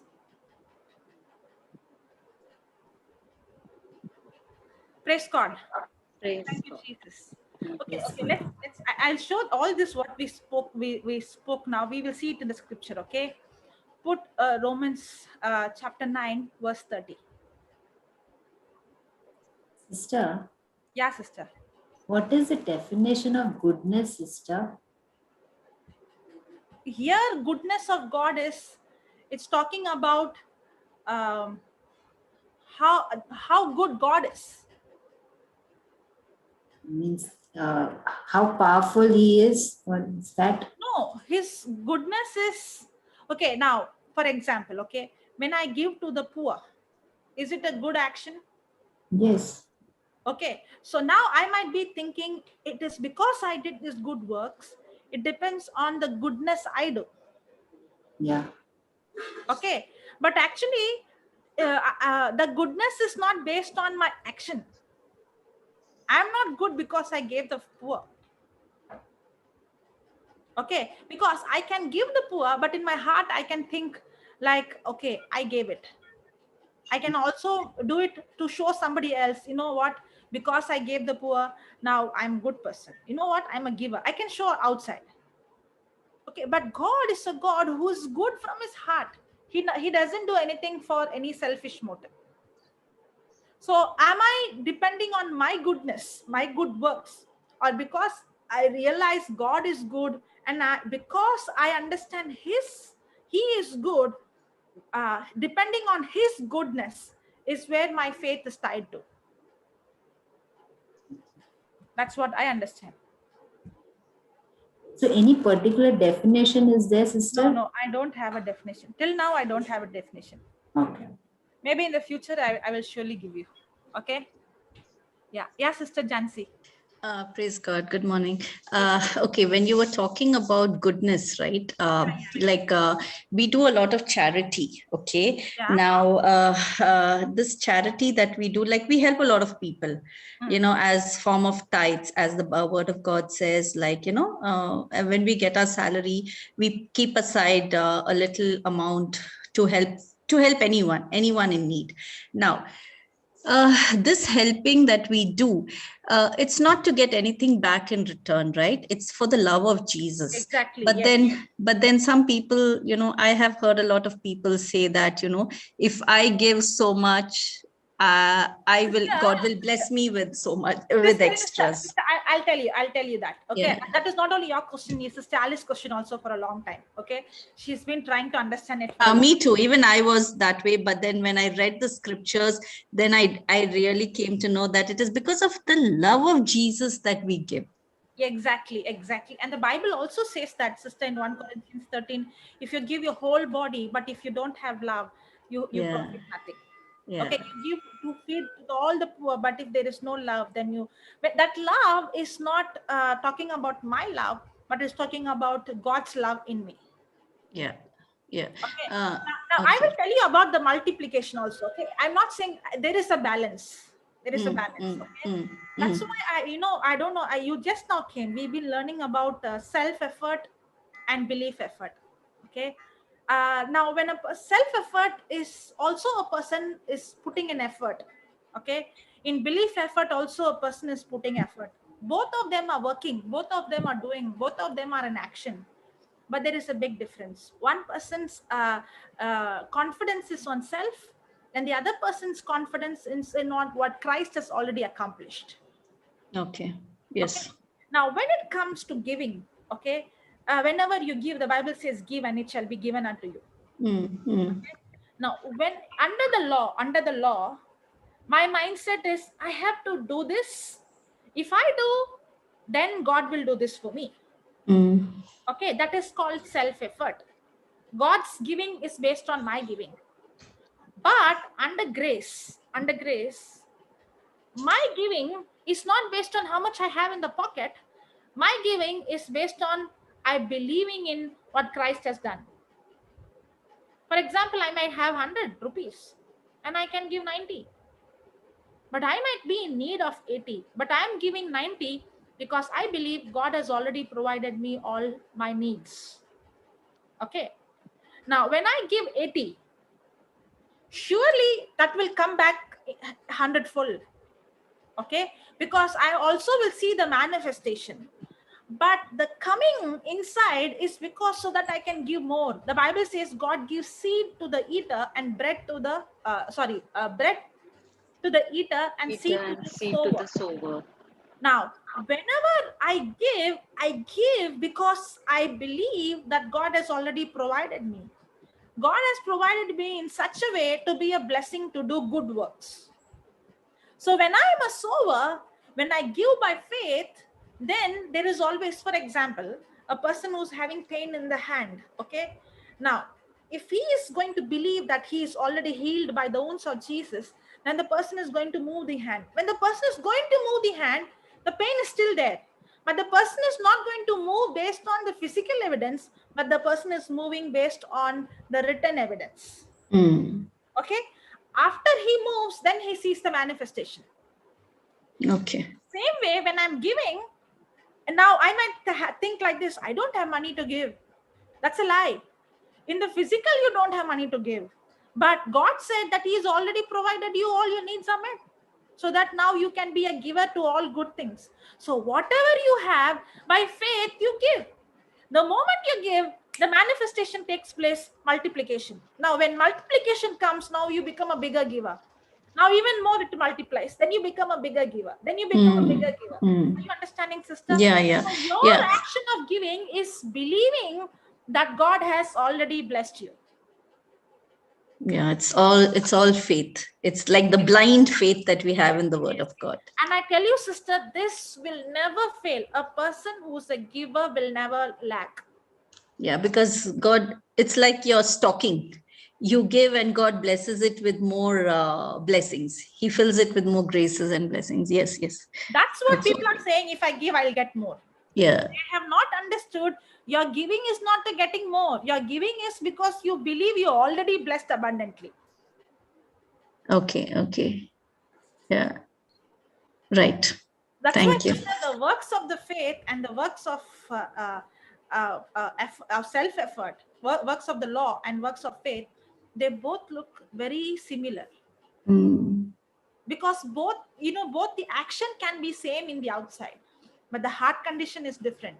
One completely depending on I am doing this so that I'll get back. The other person is I am doing this because I already have it. Okay. Yeah. Healing also the same. Healing also the same. If I keep saying 100 times, then God will heal me.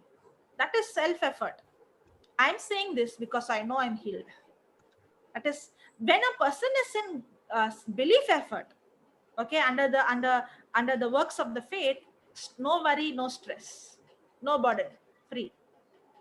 Okay, and another instance, the belief, it takes time for that faith to come in. Definitely, it takes time because you have to read the word. You have to, It's not the faith, the time for the faith to come, but the time to grow. Yes, the grow. time Yes, yeah. to develop that faith. Yes. But then I have heard already in my spirit. Because I have to be careful with the word.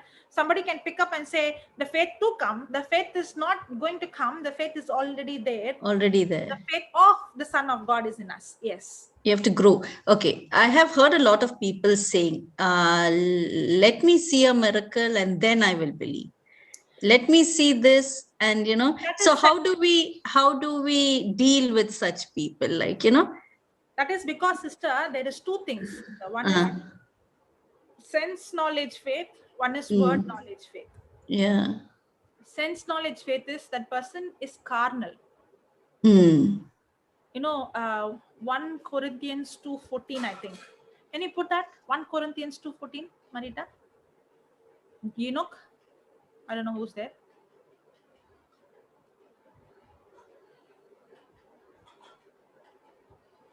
Yeah, especially when the children are taking baby steps into Jesus. So what happens, no, sister, you see, I can understand what you are saying, because we are so governed by our senses. For us, all that is what is real is what I see, what I smell, what I taste. feel. Yeah. Yeah, what I feel. That is what is real for me. Correct? So, Yes. so what happens is the person, that's when the labor comes. Now, I'm not confessing so that God will do. I am confessing so that I will not allow my senses to govern me. Now, when I'm saying, when we are telling a person to confess by the stripes and wounds of Jesus, I'm healed 100 times. We are not telling because if you say 100 times, God will give you. No. We are telling you to tell 100 times because so that you will not allow your senses to dictate you. Now, see this 14th verse. But the natural man receives not the things of the Spirit of God. Who's a natural man? A natural man is a person who's governed by his senses. Senses, yes. He first want to see, he first want to feel, he first want to have a physical evidence. Yeah. The moment a person is asking for a physical evidence, it's no longer faith. For example, you have a phone in your hand. You ask that person the simple question, okay? Do you have a phone in your hand, sister, right now? An iPad or a phone? Yeah, I do. Okay. Now, do you need faith to believe that you have a phone in your hand? No, I'm seeing it. That's the answer. Simple. You ask the simple question. Okay. You know, I remember I went to one hospital. Okay, I used to teach in this hospital for the doctors. So one of the doctor took me to the patient. Okay, so when I went there, this man was lying down on the bed. He was sick. So I was trying to teach him faith, and all of a sudden, I did not know, and I was asking Holy Spirit how to make him understand. So there was something there, a writing pad or something was there. I took that and I showed him and I asked him, okay, now can you see this? He said, yes. Now tell me, do you need faith to believe that this is in my hand? Maybe a writing pad. Okay, this writing pad. Do you need faith? He said, no. Now he was not even able to speak. Okay, he was showing me with his sign language. He said, no. I asked why. Because I can see. I said, that's exactly. Now, when I asked you, do you need faith? You said, no. Why? Because you can see. That means faith is only to believe something you cannot see. The moment I said that, his bulb came. He understood what I was trying to explain. Okay, that means faith is to understand something, believe something I cannot see. And I said, yes, the scripture says you are healed by the wounds of Jesus. If the scripture says you're healed, you know, if you have to believe only after you see the symptom, then that is not called faith. Faith is when you believe and you don't have physical symptom. Then he said, now does the scripture, by the stripes and wounds you were healed? He said, yes. Can you see? No, but that's called faith. I have to believe the unseen. Within few minutes he became okay. Within the next day or something, I got the news that he got healed. Yeah. Okay, all that I have to do is to teach that person, to change, to make the person understand. If you are going to say I have to see first, then it is no longer faith, because your faith is based on the physical evidence. Yeah. So this is what I say. Why don't you just try Jesus? Trying is, you know what happens is, sister, when a person starts to try, that person is trying to do something to get the manifestation. It doesn't happen by trying. It happens only by believing. Yeah, but see, for a person who is a non-Christian, who doesn't believe in any... A non-Christian, sister, always remember, a person who's non-Christian, always use your faith to demonstrate. Okay. See, that's why the Holy Spirit is never putting a burden on a person who doesn't know the truth. That's why the preaching was always demonstrated by signs and wonders. After it is proven, now you have to give them the word so that they know how it works. You already showed it. Now, when you take children to the laboratory, you show them the experiment. It works. Once you show them how it works, and you tell them to do, in the beginning, they might make an error. Correct? Yeah. Because because they knew they don't know how to hold the test tube. They may not know how to exactly add the chemicals. They might not know. But while seeing, it might look easy. But once they start practicing, they can even become masters. Yeah. It's Right. if when you're going to give the word of God, first you demonstrate. If you're going to tell them, if you're going to take to the lab and tell them, come on, try. What will they try? You first demonstrate and show them. That's why, it is always that man who got healed. It was, I believe it's not just his faith. It is my faith also that was mixed. That's why he was able to see an instant manifestation that the pain left his body. Okay. Okay, that's why when Peter and Paul and John and all these people, when they were preaching, there was always miracles, signs and wonders. But that signs and wonders will not build a person's faith. That is only to show them how it works. It's only a demonstration. But for them to see the same result, they also have to practice. They also have to get into the word of God, and they have to shift from carnal thinking to spiritual thinking. Yeah. We'll have to just ask the Holy Spirit to enlighten them and give them the desire. Praise God. Okay, let me put like this. Praise God. Thank you, Jesus. Now, when David, again, I'll go to the example of David, because I don't know why today I remember David more than anybody else. Okay. When you see David, okay. Now, for David to go into the battlefield to fight with Goliath, okay. Is it easy for Saul to allow David to go into the battlefield? No. Why no? What will happen if Saul is going to allow David to go and fight? Because he knows that it's impossible. Yeah, it is impossible. But what will be the consequences? If David would go, what is there? He can send David. No, David will be killed. That's all. What is the loss for Saul? You know what? You know what? The challenge is between Goliath, the Philistines, is the Philistines, Okay. and the Israelites. The challenge is Goliath is saying, one person from Israel come and fight with me. Okay? If I kill you, okay, if you kill me, Goliath, if you kill me, then we all Philistines, the whole nation, will become slave to the Israelites.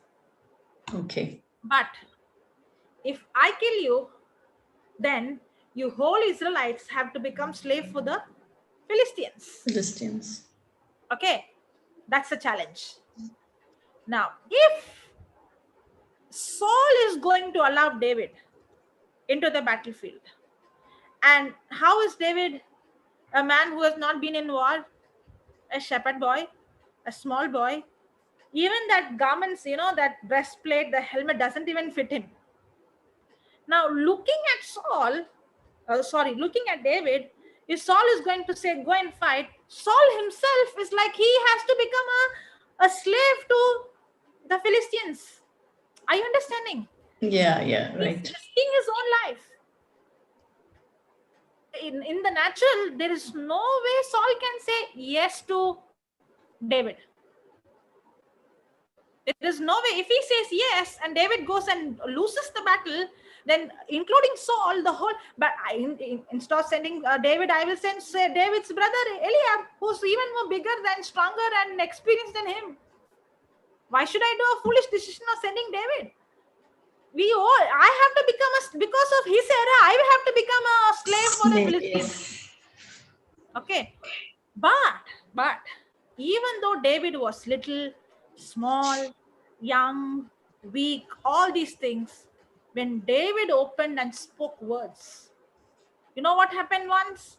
The lion came, the bear came, and when he started to speak faith of his own experience, the anointing was so much that it convicted the heart of Saul. Yes. Now, what about Peter? Now, who was Peter? Peter denied Jesus 3 times. Okay. And he ran away. He ran for his life and he hid inside, covered such a coward, fearful man.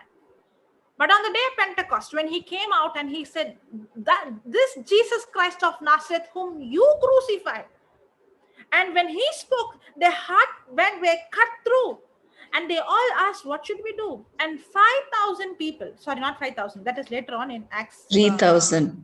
Acts 5, it was 5,000, but in Acts 2, it is 3,000 people gave their life to Christ. Now, did Peter pray, Lord, do something, their heart will change? No. The preaching with such confidence, that anointing changed their heart. You know, Sister Jansi, why I'm saying with such conviction and confidence? Because I myself have been to so many places to preach. Okay.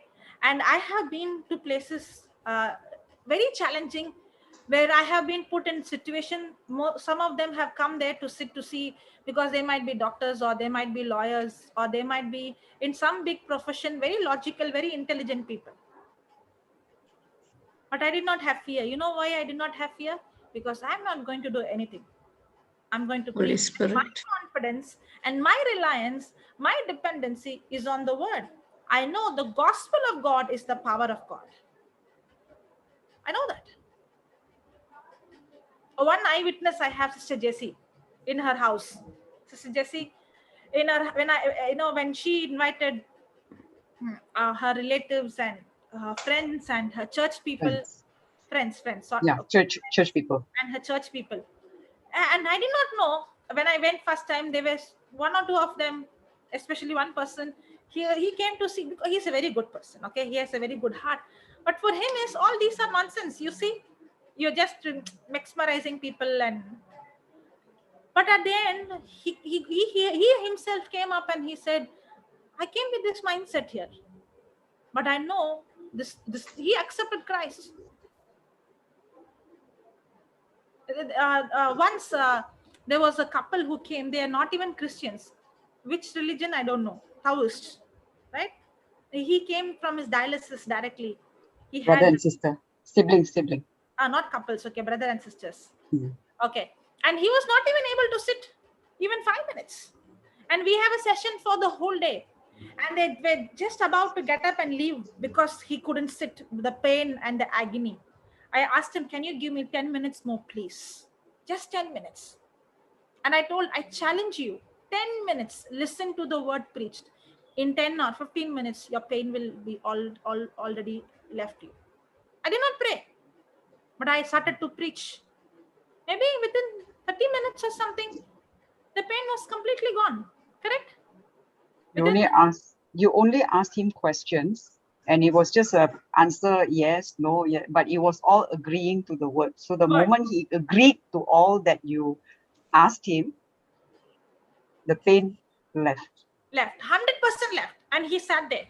And he sat for a long time. Okay, and he was not even a Christian. Yeah, now, if I would have been in a mindset, Lord, enlighten his heart, Lord, let him see, it would have not happened. But when I have confidence in the gospel and I preach with confidence, if the word of God says this, if the scripture says this, if God has said this, and I'm going to speak with confidence, and that's why the confidence that David had, he was not trying to convince Saul's heart. His confidence was on what God did for him.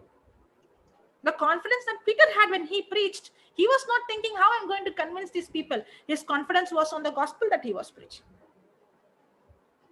You see, you don't need to think about whether that person is accepting or not accepting. Don't worry about that. But you speak the gospel with confidence, not confidence on you, but confidence on him. Those words that comes out of your heart will go and pierce the person's heart, and you will see manifestation. Yeah. The reason why I'm speaking is because I have seen with my own eyes, wherever I go, okay, when Dr. Nimasha, I don't know whether she's here. She must be listening. Sister, if you're listening, please come on YouTube, come on Zoom, please. Okay, when she took me for the first time, okay, she's actually, I have never been to Sri Lanka before. She's actually Papa's student. She's been studying the word, and she actually has done the groundwork. I tell you, she has done the groundwork. It was not just I went and preached. She's been giving the teachings to her colleagues, to her doctors and her seniors. She's been giving, and she's been already planting the seed. Okay, so when I went there, okay, she came to meet me.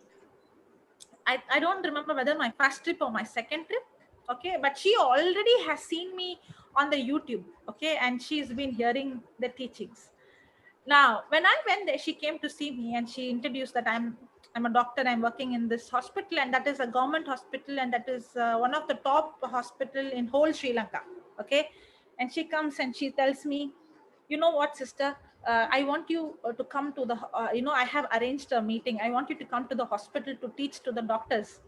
Okay, and I look at her. I did not ask her any details. Okay, I did not ask her whether they are Christians or non-Christians or what doctors. Nothing I asked. I said, okay, sister, I'll come. But she said the time is only 1 hour, not more than that, because they all had having their duty. So I have put a time where some of them can come, some of them they will finish their work and they will join in. Okay, but we can't have a long time. It is in the conference hall in the hospital. Okay, so when she took me, when I went there, there were a few doctors. I started with my testimony. Okay, in the beginning, the whole atmosphere was very different, because you see everybody little, some of them are like, your age and my experience are same. See, for my age and their experiences are same, and and they have so much knowledge. And there was one doctor, she might be even listening now. Okay, she listens to all the teachings. There's one doctor, she's the senior most there and most educated among, and she's been an expert in pain. She's been learning about pain. I think it's anesthesia department where they learn about, and she's the, Sister Nimasha told me that she's the most qualified in the whole department.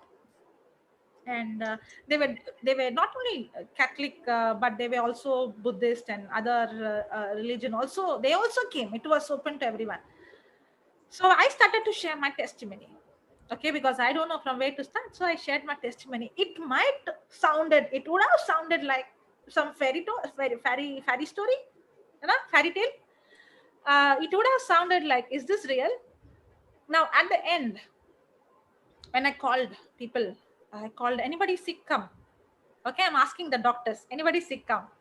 And this doctor whom I told, the senior most among everyone, okay, she walks out. Now she walks out. I do not know what was in her mind, but later on I came to know. She told me, she walks out in her mind, let me see how it works. Okay, let me see how it works. That's how she comes. And she had a chronic problem in her knees. Okay, now next week she had a surgery. She was supposed to undergo a surgery next week, and she walks out. Now when she comes, and I call another doctor, okay, to speak to the mountain, just like how we have a healing session. We were having a healing session. I called, but this doctor who came, she came out because she wanted to learn. She was actually believing. Okay, I could see, you can see, right? You can see the faces. I know that she's already a believer. She already has faith. I could make out that. And she also actually wants to learn. She came full confidence. She comes. And here this doctor comes. And she know that she has a chronic problem in her leg. Okay. Now, I teach them to speak to the mountain, to speak to the knees. And I'm telling her to speak to the cartilages, to the muscles, the tendons, the ligaments, the joints to be lubricated. And the doctor is repeating. I don't know whether I am even saying exactly right terminologies. Okay. And the doctor is repeating me. And I told the other doctor, okay, now check your leg. Now, when she checks, she's not telling anything. Okay. She's moving her leg. And he's saying, I can't believe this. Then I asked her, what do you mean by you can't believe this? Okay. She said, I don't have any pain. Okay. Now she did not stop there. Now something was running in her mind. I did not know. I came to know later on. Sister Nimasha told me, Dr. Nimasha told me. What was running in her mind is, maybe she knows about pain, right? There is something in the brain. You trigger that part. You might feel, it's a kind of illusion. You might feel no pain. but that will only be for a short time. If it is so, it will be only for a short time. Now, she was expecting the pain to come back, and she waits for 24 hours, and then she realizes it's not a feeling. I am really healed. Amen. Praise And God. her surgery got Praise cancelled. God. And the surgery got cancelled. Okay. And Praise from that God. time onwards, I became a best friend of all these doctors. When I go to Sri Lanka, they don't know. I not only I do go to the hospital, but wherever I go. I know them. They are doctors. I would see them sitting there, 1 or 2 doctors or 3 of them, or they come even in a group. They come, they sit whenever they get time. They come and go. Now, what do you think gave me the confidence to go and preach there? If you ask me, I did not have any confidence in myself. If I'm a self-righteous person, I will always be finding out he is wrong, she is wrong, he's not praying, he's not doing. No. I know that I'm not perfect. But I know this word of God, this gospel is the truth. This gospel is the power of God. And my Praise. job is to preach. The Holy Spirit job is to confirm it. Amen. That gives me the confidence to call people. But those who are in the self-effort will think I am calling people because I fasted 20 hours or 20 days. They might be thinking I am calling people because I'm living a holy life, because I did this, that. But I know I am calling people because my confidence is not on me. My confidence is on what the word says, what the scripture says, what God has promised. Yes. One more question, sister. Now, we know the word, we know the faith. The word of God is like a double-edged sword. We know total faith. It's more than what we can imagine. Now, there are some perishing souls. How do we approach them? They don't want, they are like, no, not the Bible, not this. So those type of things, we just pray. You said praying also.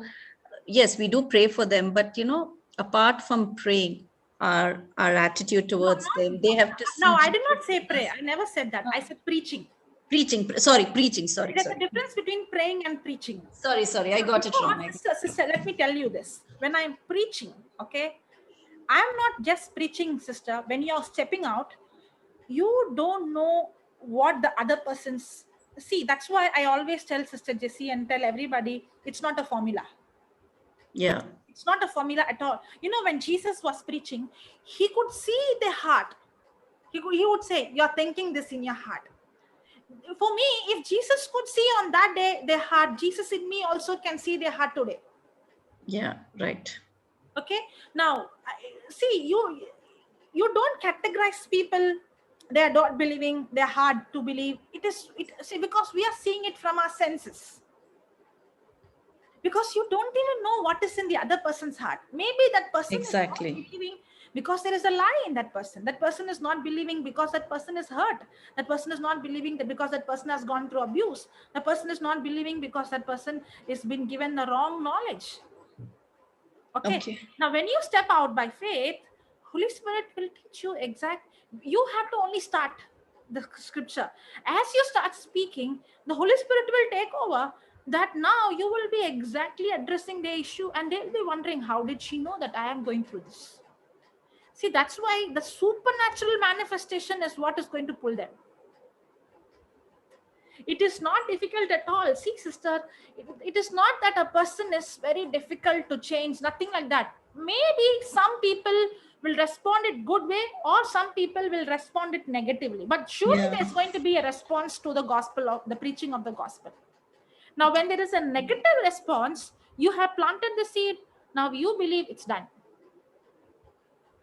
No, you can't even plant the seed in some situations. They are like, you cannot plant the seed. No way. Then that's why the Bible says in 2 Corinthians chapter 4, verse 4, the God of this world has blinded them from not receiving the truth. So that is the time you have to bind their spirit of blindness. Now, what about the prodigal son? When the prodigal son was ready to leave the father's house, he was not in a situation to listen. Why? Because he had money, he had friends, he had enjoyment, everything. He had parties. Why should I want all this? I have the best of the best. I'm enjoying my life. Why should I compromise my joyful life and come to this? That's the time you speak your faith. The season will come. the person will go into the pit. Then the seeds that you planted, you know, when sometimes if you see when there is a rain, next day you see everything green. Have you noticed? Yeah. You know why? The seeds are already there inside. Okay, when the seeds are already there inside, okay, when the rain comes, then comes the manifestation. Sister, what I was saying is like total no. There's no even seed planted. They just get annoyed. Seed planting is not depending on that person. Seed planting is on you. Now, okay, I'll take another example of Stephen and Paul. Yeah, yeah. Okay, now when Stephen was preaching the gospel, he was actually planting the seed in Saul's life. It looked like, you know, nothing has happened. No, the seed is planted. The season came for Saul to become Paul. So you see, because you are telling based on the outside, but you never leave an opportunity. You don't be scared of insult. You don't be scared of somebody making fun of you. You say the truth, that's all. Don't force anybody. You speak the truth, you plant the seed. What happened to Stephen when he was speaking the truth? They even came to stone him, but he did not stop speaking the truth. But he planted the seed. The seeds that he planted did not go in vain. There was a big revival. After Stephen's death came the real revival. Yeah. Persecution is never a bad sign. Persecution is always good for the church body of Christ. It is always good. Otherwise, the church will go lazy. If Stephen was not martyred, everybody would have been sitting there only and preaching. But when Stephen was martyred and all the Christians were persecuted, they ran different places. They became even more vigilant. They started to pray more. They started to speak more. They started to build each other more. They started to grow. Persecution helps the church to grow. Yes. Yeah. Praise God. Praise God. Thank you. Thank you, Jesus. Praise God. Yeah, Aslin has message. She want to ask a clarification. Yes, Aslin.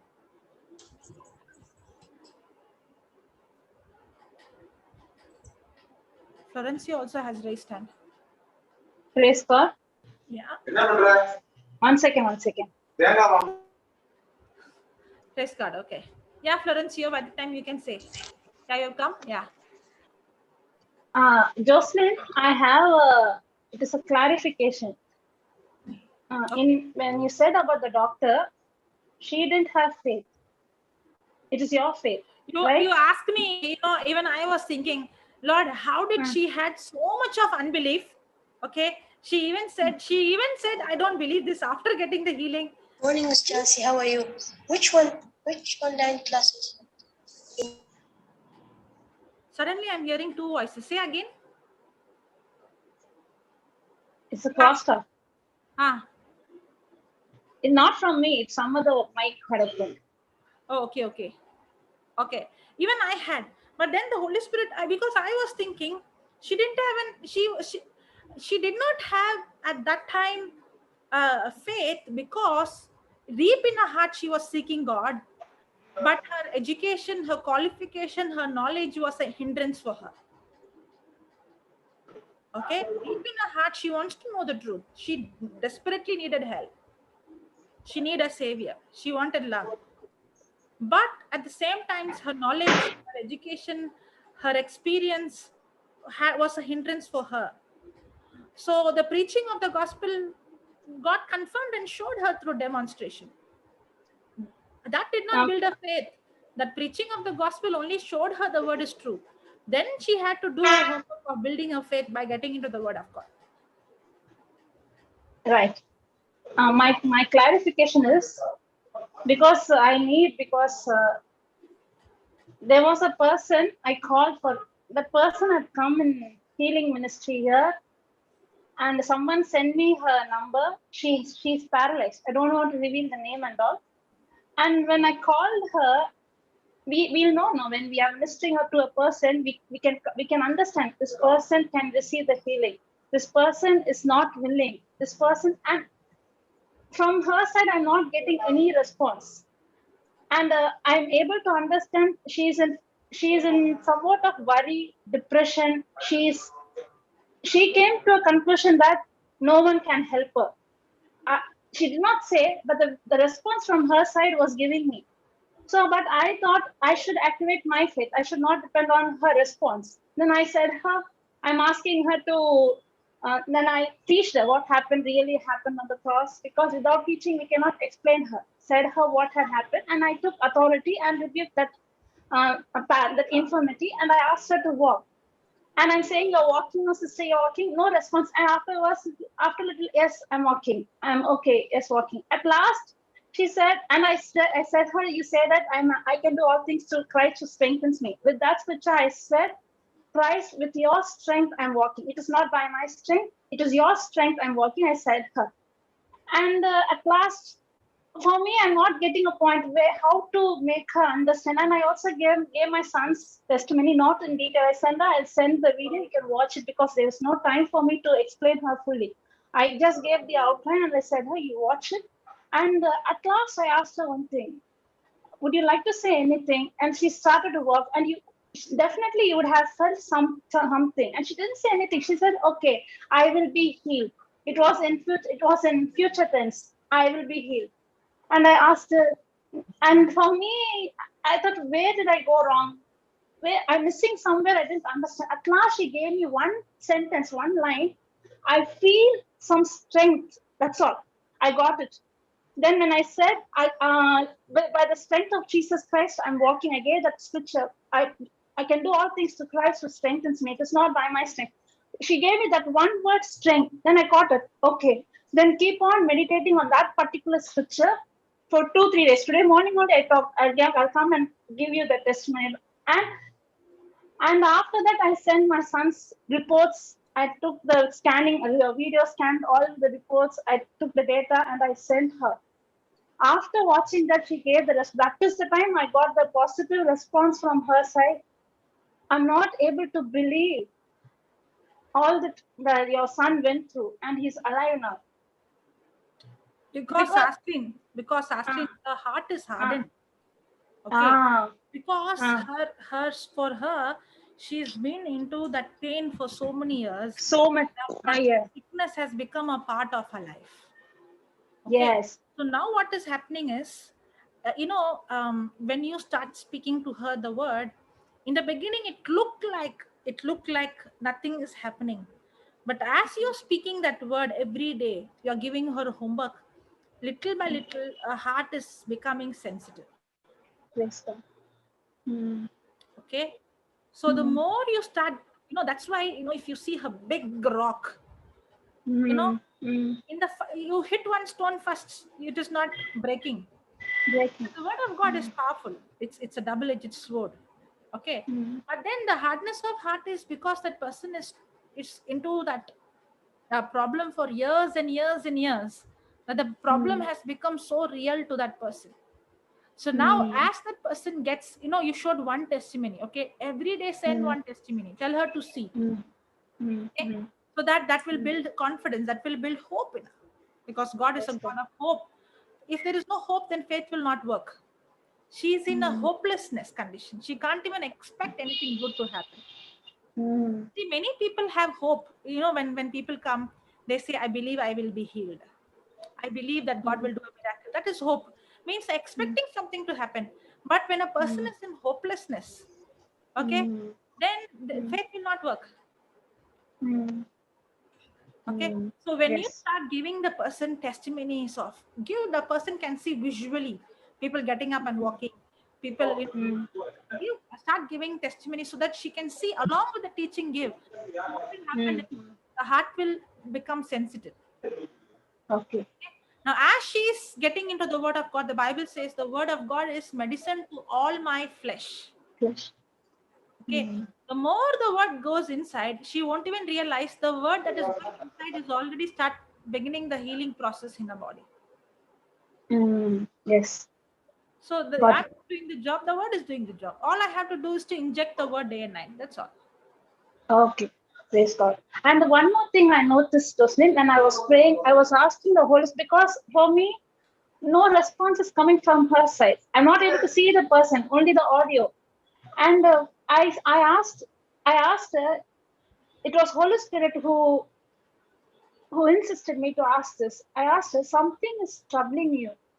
That worry in you is that hindrance. You think, and while praying, only these words are coming. I don't know her. I don't know her family. I don't know how many children she's having. I don't know how long she's suffering. While praying, these words are coming. I was praying to her, thank you, Jesus, that you carried her all her pain, all her worry, and she was worried about the future, especially about a child. If I'm not there, who's there to take it? She didn't say anything, but it was Holy Spirit. When I was praying, she responded, yes, I'm worried. I got it. And then I came to understand she's in so much depression. That was, you said, hopelessness. Now I understood. And when I sent my son's testimony, one positive response, I'm not able to believe. These words came from her. Now she had a little hope started to. Now I'll send her. Thank you for this. Because I was struggling. And now when you said the doctor, no, that doctor didn't even have faith. She received healing. This sister, she's having, she knows God, but she's not ready to accept the healing. Something is stopping her. Because she's in hopelessness. She can't even expect anything good to happen in her life. She's broken. Okay. Thank you. Thank you so much. I'm set free. For me, I was thinking how from, and now tears are coming. I was just, praise God. Thank you. Thank you, Jesus. Thank you. Yeah, Sister Cassandra. Yeah, Sister Jocelyn? Yeah, sister, you want to add something? No. Praise God. Florencio raised hand. Yeah, Florencio. Yeah, sister. Praise God. Yes. Sister, Praise God. I had a question. I'm confused. Sister, yeah, on You are faith. the one who are typing every day and night. You're No, saying yeah, I know, but this is confusing. In Galatians it says it's Jesus' faith, right? And in Matthew 5:34 it says Jesus says that to his daughter that her faith has healed. So my faith is what? My faith is in myself, or my faith is in Jesus? In Jesus. So my faith is depending. If I am going to have faith in my own self, then that faith won't work. My faith is the faith of the Son of God. Yeah. Are you understanding? Yeah, when we are having faith. When I say my faith, okay, my faith is because I prayed so many hours, because I did this, I did that. When Jesus said it, your faith means what? Your faith in believing His word. And that faith comes from the word. Yes. Okay. Yeah, so whenever we should say faith, it's not coming from me. That's why Romans 10:17 says faith comes by hearing, and hearing by the word of God. The faith is in the word already. So the more I plant that word, meditate that word, ponder the word, that faith of the Son of God, because the same faith that God used to create the universe, the same word is given to me. When I take the same word and plant in my heart, the same faith God used to raise Jesus from the death is manifesting in my life. It's not my faith. It is His faith He has given me as a free gift. Oh yes. Brother, before Jesus saying your faith has made you whole, she never come just like that and she touched the garment of Jesus. What she was doing? She was self-talk. She was doing a self-talk. That's what the faith is. That faith was Jesus. Your faith has healed you. Your faith has made you whole. That was the faith. How she got the faith. Someone would have told about Lord Jesus Christ. So she started to do a self-talk, which is very important for us. Yeah, so it is our faith in Jesus that is healed us. First is His faith. The faith of Jesus Christ made us to have faith in Jesus. Yeah. Okay. Yeah. Thank you, brother. I understand and understood. Praise God. Yeah, praise God. And one more question I had about, it's not about this topic. Okay, so should I ask later or should I ask now? Not this topic. Yeah, Not this in this got, topic, but it's different topic. We don't want to get diverted. Later on, after the session. Okay. After the yeah, session, after 1 o'clock or 2 o'clock, we'll have that healing. Then you can ask that question. yeah. I have a testimony also Already too. That after time 1 I'll share. o'clock only. It's Yeah. 1:15. Oh, it's one. Oh, okay. Yeah. Okay. Okay, Then after brother. 2 Praise o'clock. God. Praise God. Thank you, Jesus. Okay. Praise God. Yeah. Thank you, Sister Jansi, for asking questions. You know, her questions really helped us, right? Praise God. Praise God. Oh, so Kiyomi has come. Yeah, Kiyomi. Praise God, sister. Praise God, Kiyomi. Praise God. Sister, I have a case. I want to just study it more better. There was a person who was introduced to me yesterday, and this person has been very actively participating with JCILM for a long time. But at the point when I was told, I was not knowing all this.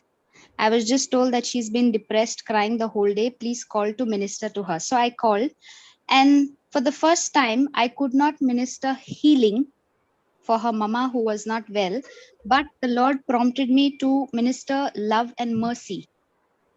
Okay. Okay, so that is what I was trying to tell the daughter, and I was telling her that by speaking words of fear and words of doubt and anxiety, you are creating more pain in the person, because we are planting seeds, right? When we understand the word, we open our mouth and we plant seeds. So I said, can you start planting love of Jesus, mercy of Jesus, love of Jesus, mercy of Jesus? And I explained the whole thing, how it works. And at each point, she kept saying, I know, I know, I know. So I told her, see, you now will hang up the phone. We made a prayer, okay, of faith.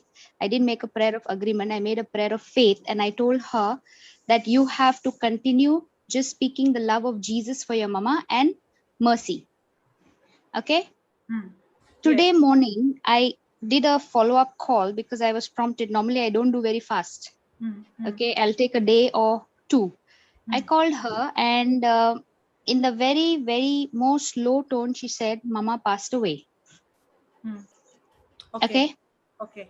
So before, I would be very like, okay, when should I hang up the phone? Because I don't want to speak anymore. Now the person has this. Now you feel that guilt and condemnation, but I don't have it because now I know the truth.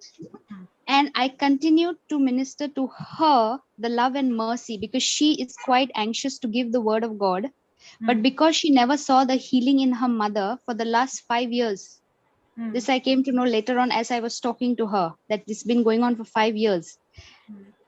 Because she didn't see that. One of the thing, I mean, I might be wrong. Okay. One of the thing I observed when you are saying, and I might be wrong also, when you said, when she's saying, I know, I know, I know, when the person has that attitude of I know, then it is very difficult for the person to learn.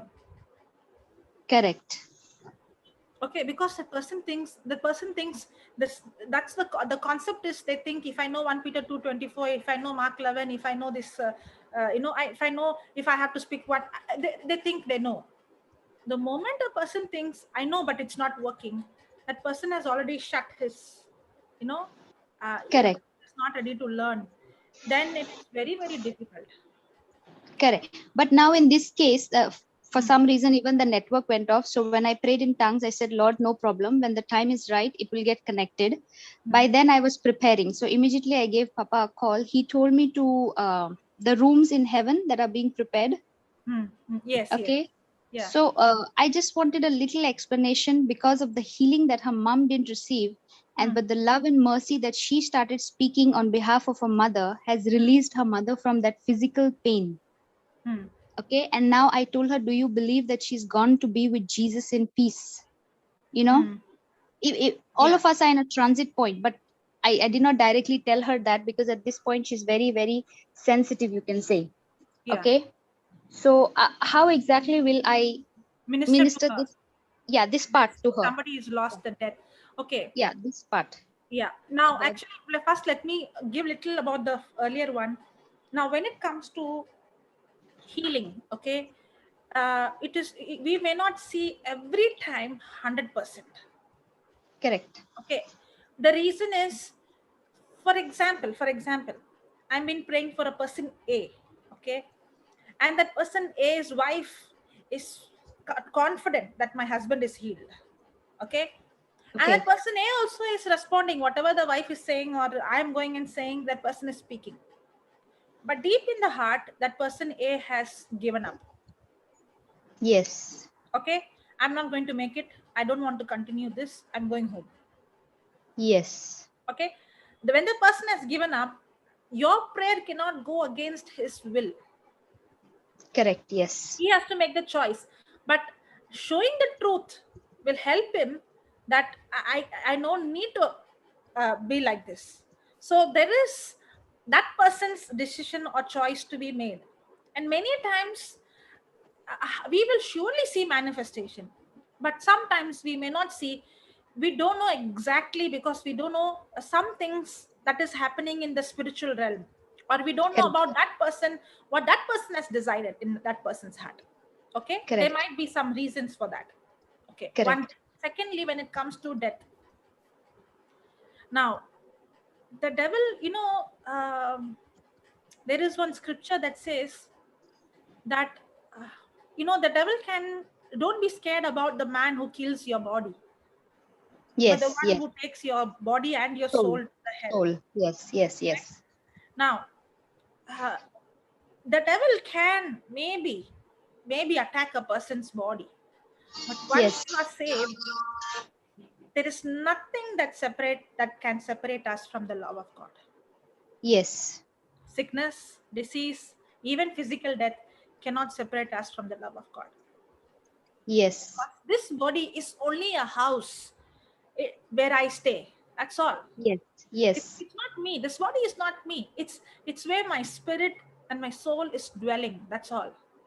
Yes. Okay. Sister, just correct me if I am wrong. Now, based on what you were saying, okay, as per how the Holy Spirit was guiding me, like I said, I was not able to minister healing, but only love and mercy. And I told her, keep saying that, thank you, Jesus, for filling my mother with your love.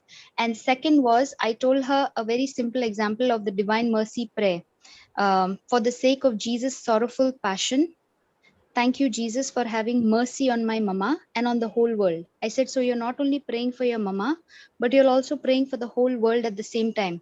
And it just came in my heart, okay, that her mother could have been waiting for that last release, because the daughters were just holding on to her, like, like how Papa says, sometimes we make a wrong prayers and then we are holding the soul, and the soul is really wanting to go, but we don't know. So I told her very, very honestly, I said, sister, we don't know what's happening in the spiritual realm. We don't know what is the conversation between your mama's heart and Jesus. But what we do know is that the love and mercy of Jesus is the one to fix everything up. So we just trust that his plans are the best. And His see, will. 100% it is not God's will for her to be sick. 100% Correct. That's it is also not true. God who gave the sickness. But that Correct. person has made a choice. I'm going home. Yes. Yes. Correct. Yes. That's why I said we don't know the That's not God's conversation. will, but that person's Yes. will. So you cannot Yes. go against it. Yes. Correct. You can show the truth. You can give the person God's love. You can Yes. show that you don't need to be, but ultimately that person has to make. But the person has made a strong decision. I'm not going to listen to all this. I'm going home. Correct. You may Correct. not Now, know. I don't know. That's what I said. I don't know. Okay. yes. But the good news is nobody is going to live here for 1,000 years. Correct. Yes. Yes. Yes. The good news is, even see, I have accepted Christ. I'm going, as you said, your mommy is in the best of the best place. You know what? Correct. Actually, my grieving is my selfishness. I miss her, Correct. but she Correct. is not going to miss me, because she is in the Correct. best of the best. She's in the presence of God. Now, if God would tell her, okay, you go back, I'll give you healthy body, she'll say, why you want to me go there again and suffer? I will Correct. not go, because Yes. the Correct. person is filled in the presence of God with the love of God. In fact, I gave her my own example Yeah. where when my father passed away, I did not have the opportunity or chance to even speak words of love and mercy on his behalf. He just went. And I didn't even know the truth at that time. I told her, your mom is more blessed. You are more blessed. You have the opportunity. I said, don't lose that opportunity to sow those seeds for her, even though she can't do it.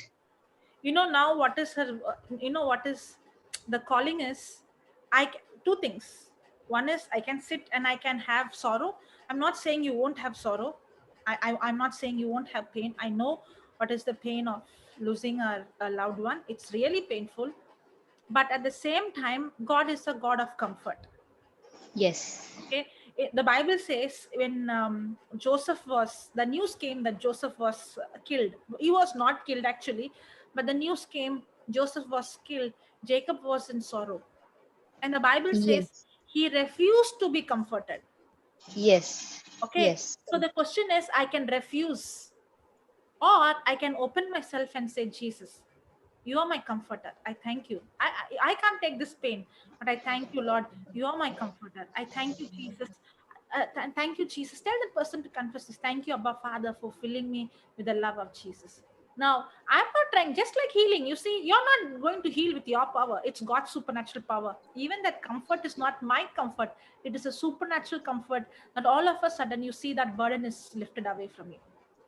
Yes. Okay. Okay, so tell that person how God is a comforter. He comforts you from all your affliction.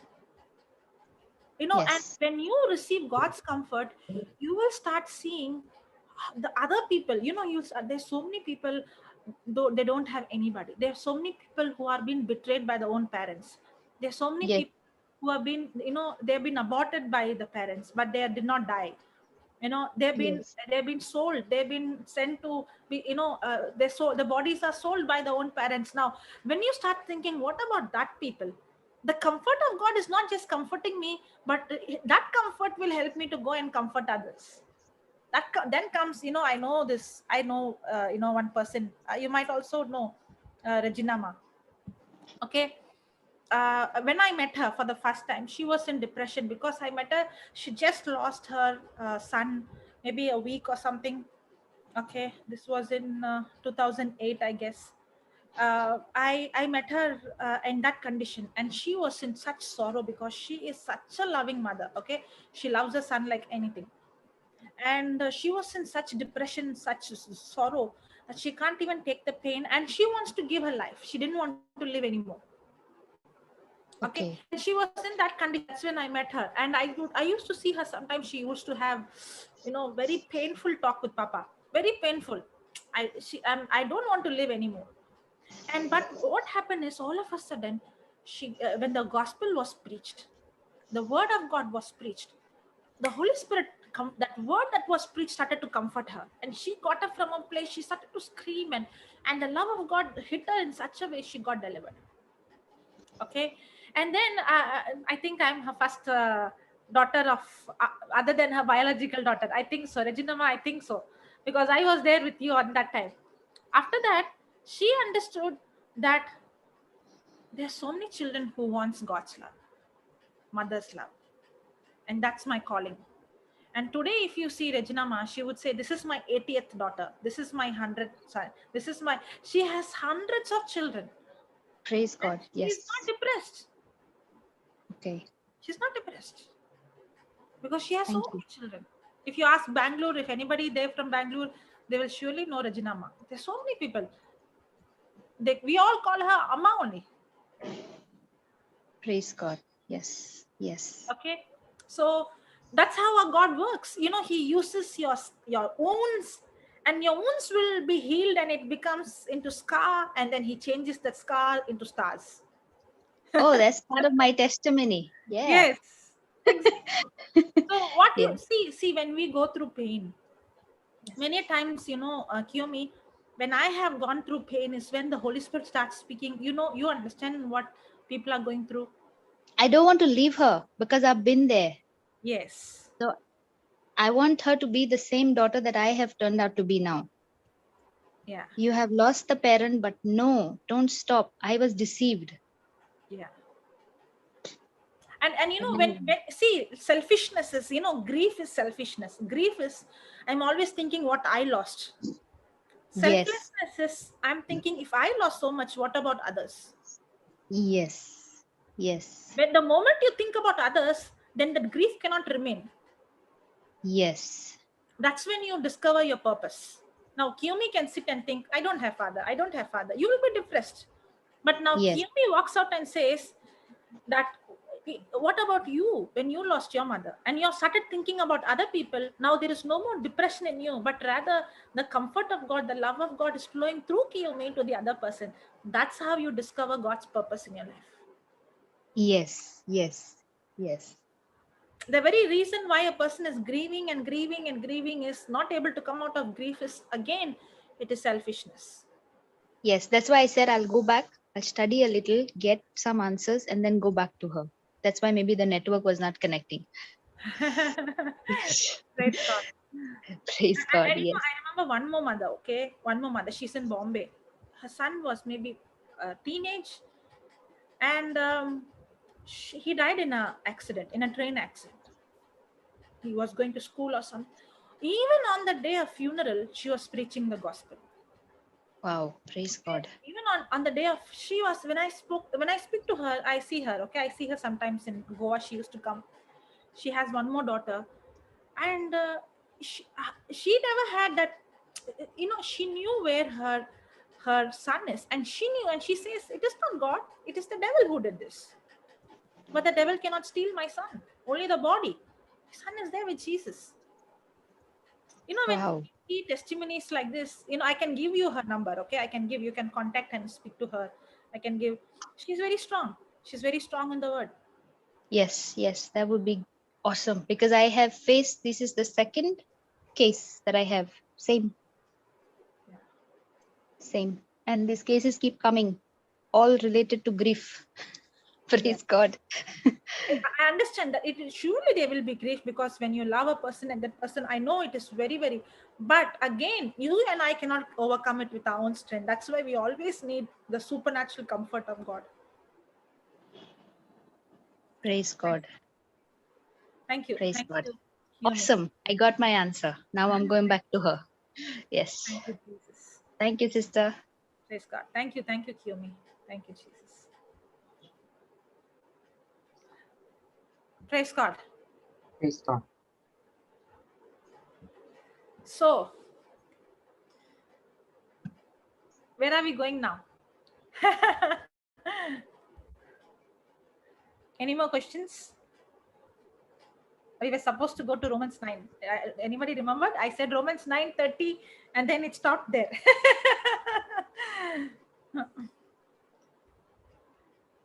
Are we going there today, or we are going there tomorrow? Brother Jude?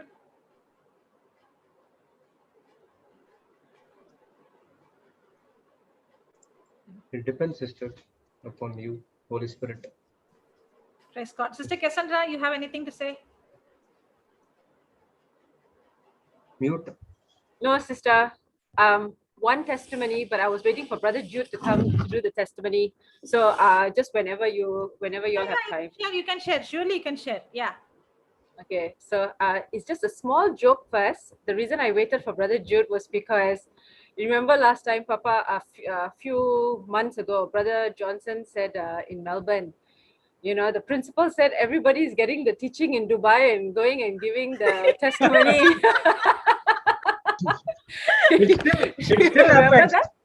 It still happens. Where is Sister Jacqueline? Today, Sister Jacqueline gave testimony in Melbourne. That's what I said. It still happens, but it doesn't make anything for me. Yeah, it was just a joke.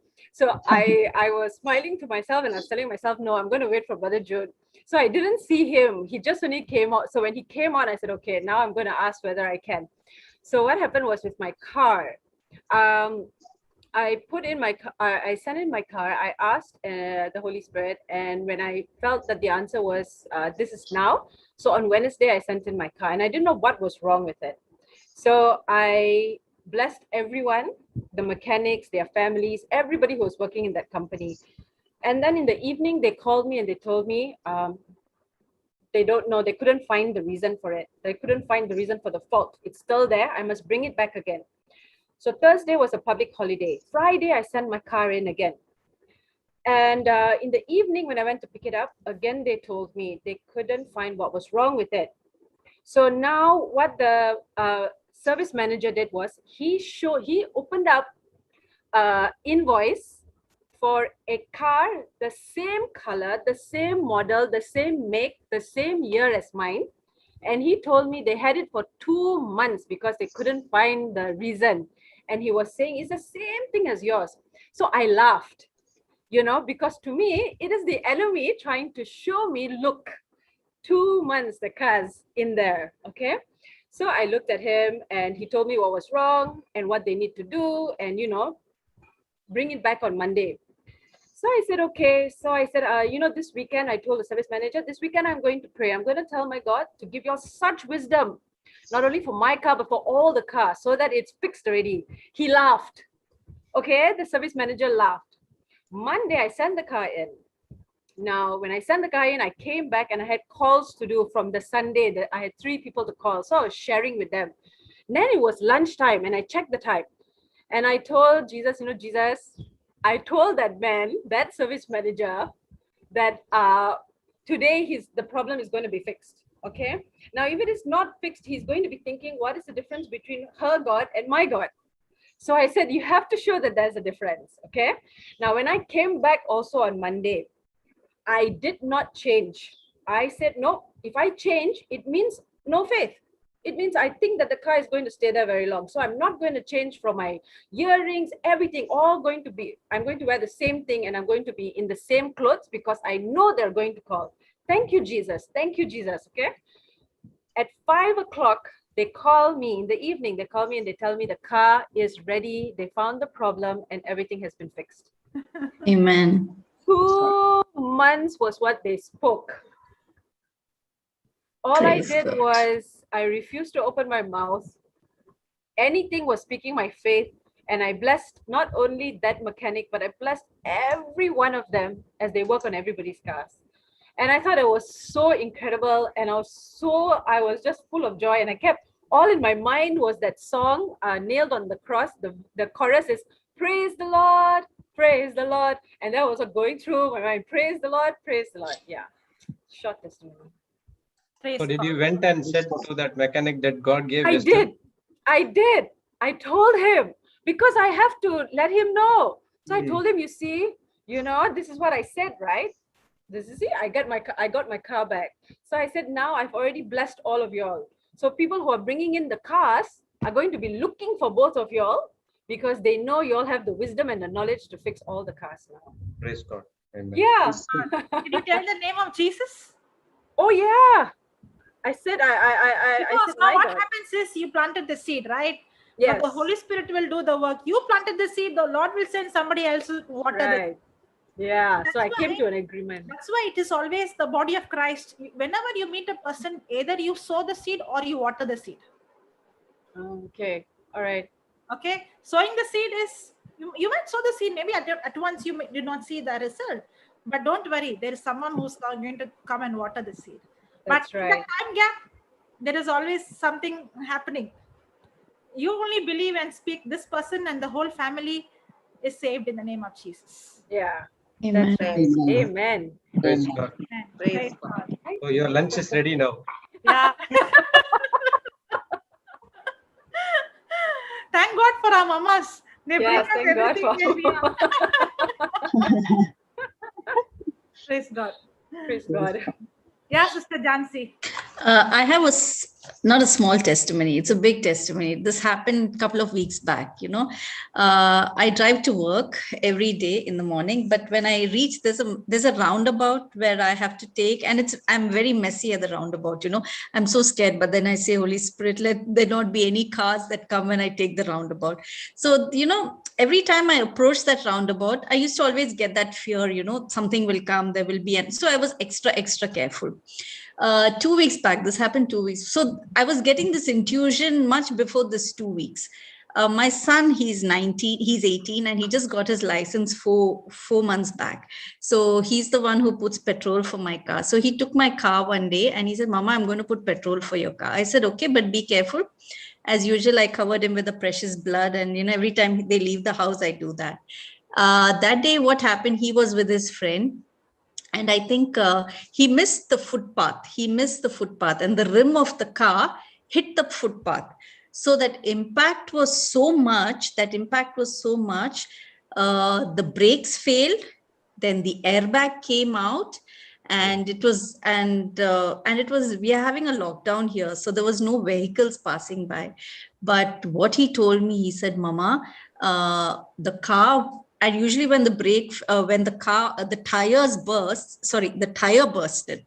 So usually when the tire bursts, the car goes out of control, and he's very young, so he wouldn't be able to handle it.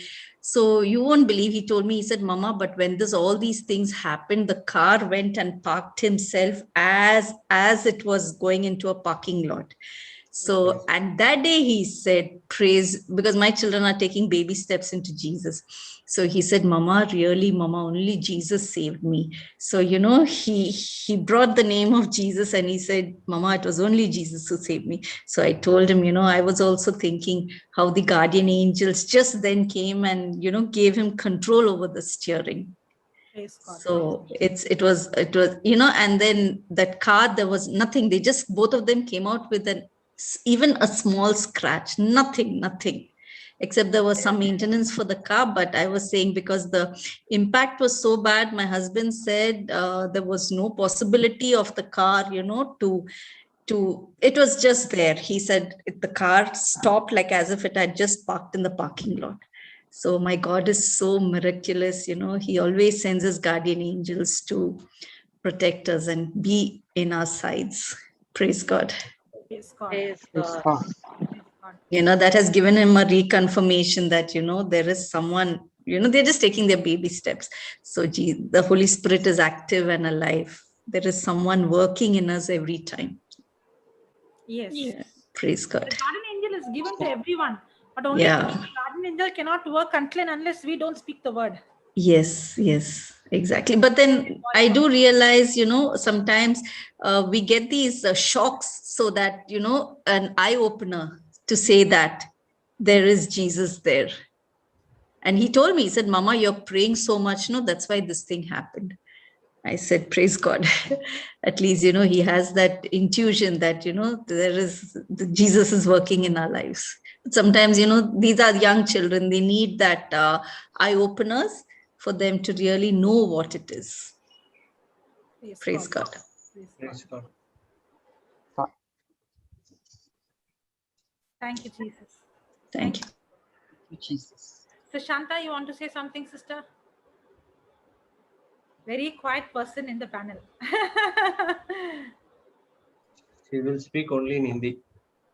No, she speaks in English also. No, she will speak only in Intercession. That's what I'm going to say. Only there she speaks. No, brother. Praise God. You want to say something, sister Shanta? As we are learning healing, how I was also in that kind of that was there, sister, before that if I'm seeing my symptoms, that you want a physical evidence. I'm seeing my symptoms and I'm confessing, but it's not going. But now I have this Holy Spirit told me that Holy Spirit, as we are studying here, Holy Spirit teaching us that even we see our symptoms, but we are already healed, because Jesus took everything from us, and it is nailed on the cross. So my faith is not based on the symptom. My faith is based on what the written word says. Yes. So can you see the difference now in your health? Sister? So can you see the difference in your health now? Yes, sister. Now you are not even you are stressed and worried. You see your body is healed. Correct? Yes, sister. Praise God. Thank you, Jesus. Before, my health was not good. Even if I do something, I get tired very easily. But now, if I'm doing, I'm not getting tired. Fantastic. Praise God. Yes. Thank you, Sister Shanta. Praise God. Sister Alice, any questions? No. Today, no questions. But when we were just talking and listening to this thing, I remembered one incident, like 2 years, 1.5 year ago. My best friend. I mean, we had just met my family, her family. So I was just. It happened. I had earlier back pain, long back, and it was healed. Okay, I was not so much into the word, like how it happened and all. I didn't know that time the process. But I told her when I had gone to a retreat like this, my L4 and L5 were compressed, so I couldn't even travel 1 hour also. But I didn't even take any treatment. How we know the alphabets, the numbers, the details, huh? No. Now, yeah. No. I'm saying I'm not talking about you in general. Earlier, if you think about at least 30, 40 years ago, you think about 50 years ago, we would have not even known anything, right? Oh, yeah. And now also, like, I mean, related to this healing session, I said, yeah, I mean, no doubt we are not doctors, but we should know little basic anatomy. So, like, I mean, how the things, at least little, so we can just go directly one step inside, but it is not necessary. Now somebody comes and says, my C4, C6, you can speak a C4 in the name of Jesus. I command you be restored. Yeah. So I was explaining to them, like, I mean, how I got healed. L4, L5 were compressed. I couldn't travel for more than 1 hour. I couldn't sit straight. Every half an hour, I had to lie down because the pain was very bad. Then her husband told me, see, you're educated. You're not supposed to spread like this,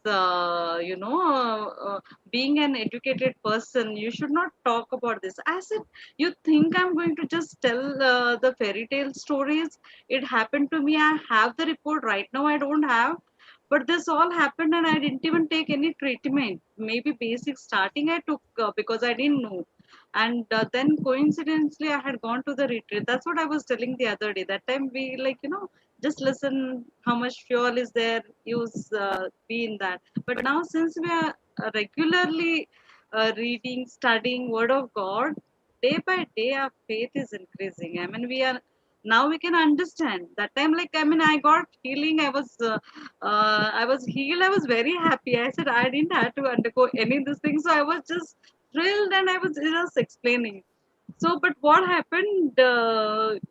That was 1.5 year ago. Then even they said, but I remembered. Okay, I said they don't believe, no. I mean, it's okay. I said I said, see, I have the reports and the total healed person. Now I can dance, I can travel. I don't. You have seen so much. Like, I mean.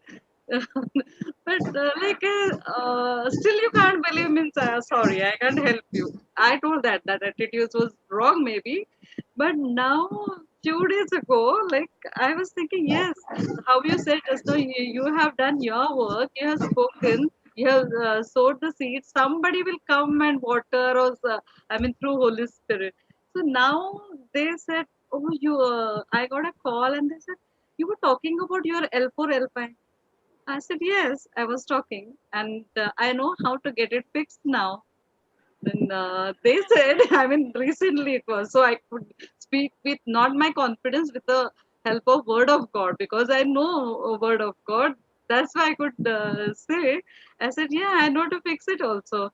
Then they said, did you study any this thing? Did any course? Because I used to do a lot of small short courses or this thing to just, but now I said, instead of investing my time in the other certificate courses, I should have done, like, but still it is not late. I should have studied Word of God. But, so it was like they have no curiosity. Then I started. Sorry? If God can use Abraham in his 80s and 90s, why not now? Yeah, praise God. So now that they have inquisitiveness, so I just gave them 1-2 scriptures. I said, and I sent this thing, teaching videos. No? Like, I mean, I said, just listen to that and then you can call me. And regarding this, you can call me anytime. Just you want to know about me, you don't call me, doesn't matter. But about this, you can call me anytime. I said, thank God.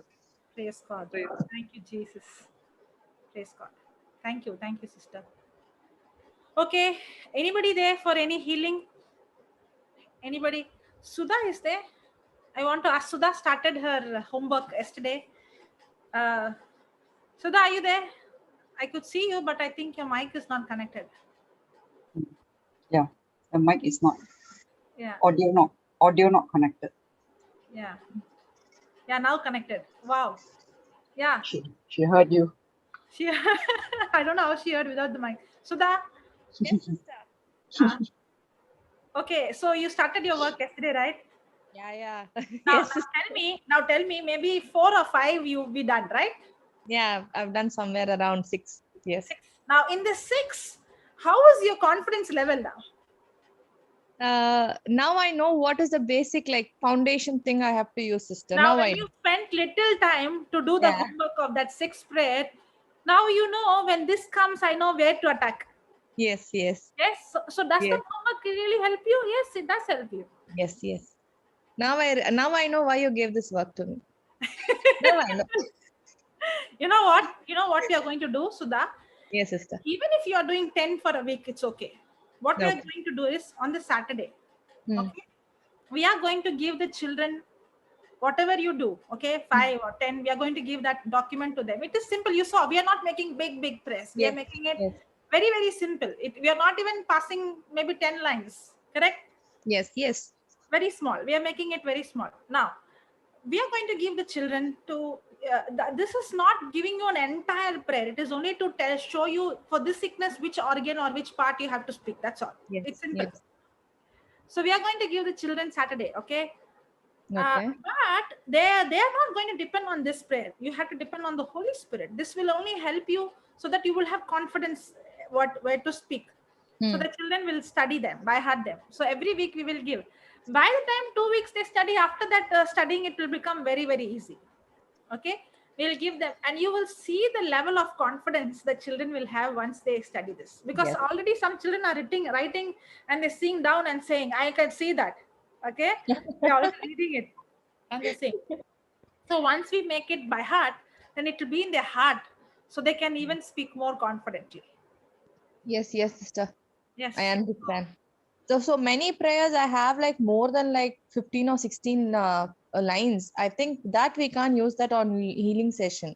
That is very big. See, Very that big, prayers are very big. Now, if you give that to by heart, one only they want by heart. Yes, they'll give up. They'll give. Yeah, this is see. You know how I understand is the scriptures you have to study every day. The word of God you have to study every day. Okay. Now, when you know for this sickness, this part you have to, target. Then the scriptures, because you're studying every day, at that moment the Holy Spirit will give you the scripture. Give that scripture. Yes. When you connect to a person, don't go like a robot. Okay, this prayer I have to speak. Not like that. Okay, you add Galatians. For example, for skin, we spoke to that. We spoke to the immune system. We spoke to the skin, the pigments. We spoke to skin producing cells. We rebuked that spirit of whatever psoriasis or whatever it is, and we rebuke the itching, the scaling, all that things. Now these are words they may not know. Now, once they know for this sickness, then the Holy Spirit will tell them, remind them to give, okay, Galatians 3:13. Christ redeemed me from the curse of the law by becoming a curse in my place. Then you give 1 Peter 2:24. Whatever the Holy Spirit, give that scripture, give them homework. Okay, so we are not going to put the scriptures, we are not going to put all that. We are only making this simple and easy. So that it will be. There are prayers, sisters. If I ask, I got so many prayers, somewhere around 60 or 70 I got, but they are very big, very, very big, which is not practically, we can't use that on a healing session. For each case, we will take more than half an hour to recite that prayer. Yes. So I'm just trying to cut it down so that it will be like bullseye, exactly to that part, and finish it off.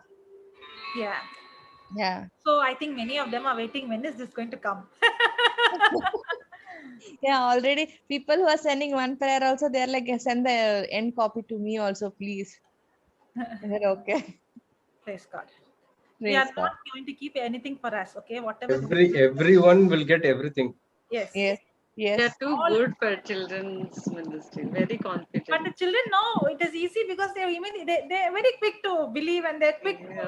Sister, you won't believe when Enoch or all this Alistair come up in the class, no, and when you ask definition, even if I know, I can't answer because I know if I make a mistake, these babies here are gonna make fun of me.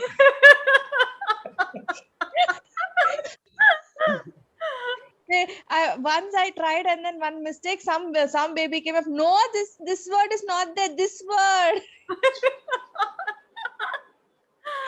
They're like the Ministries, no? Children are teaching the elders. Every time when Enoch comes up to change the verse, I'll be like, okay, it's next verse and all. Next, definitely Enoch will open his mouth.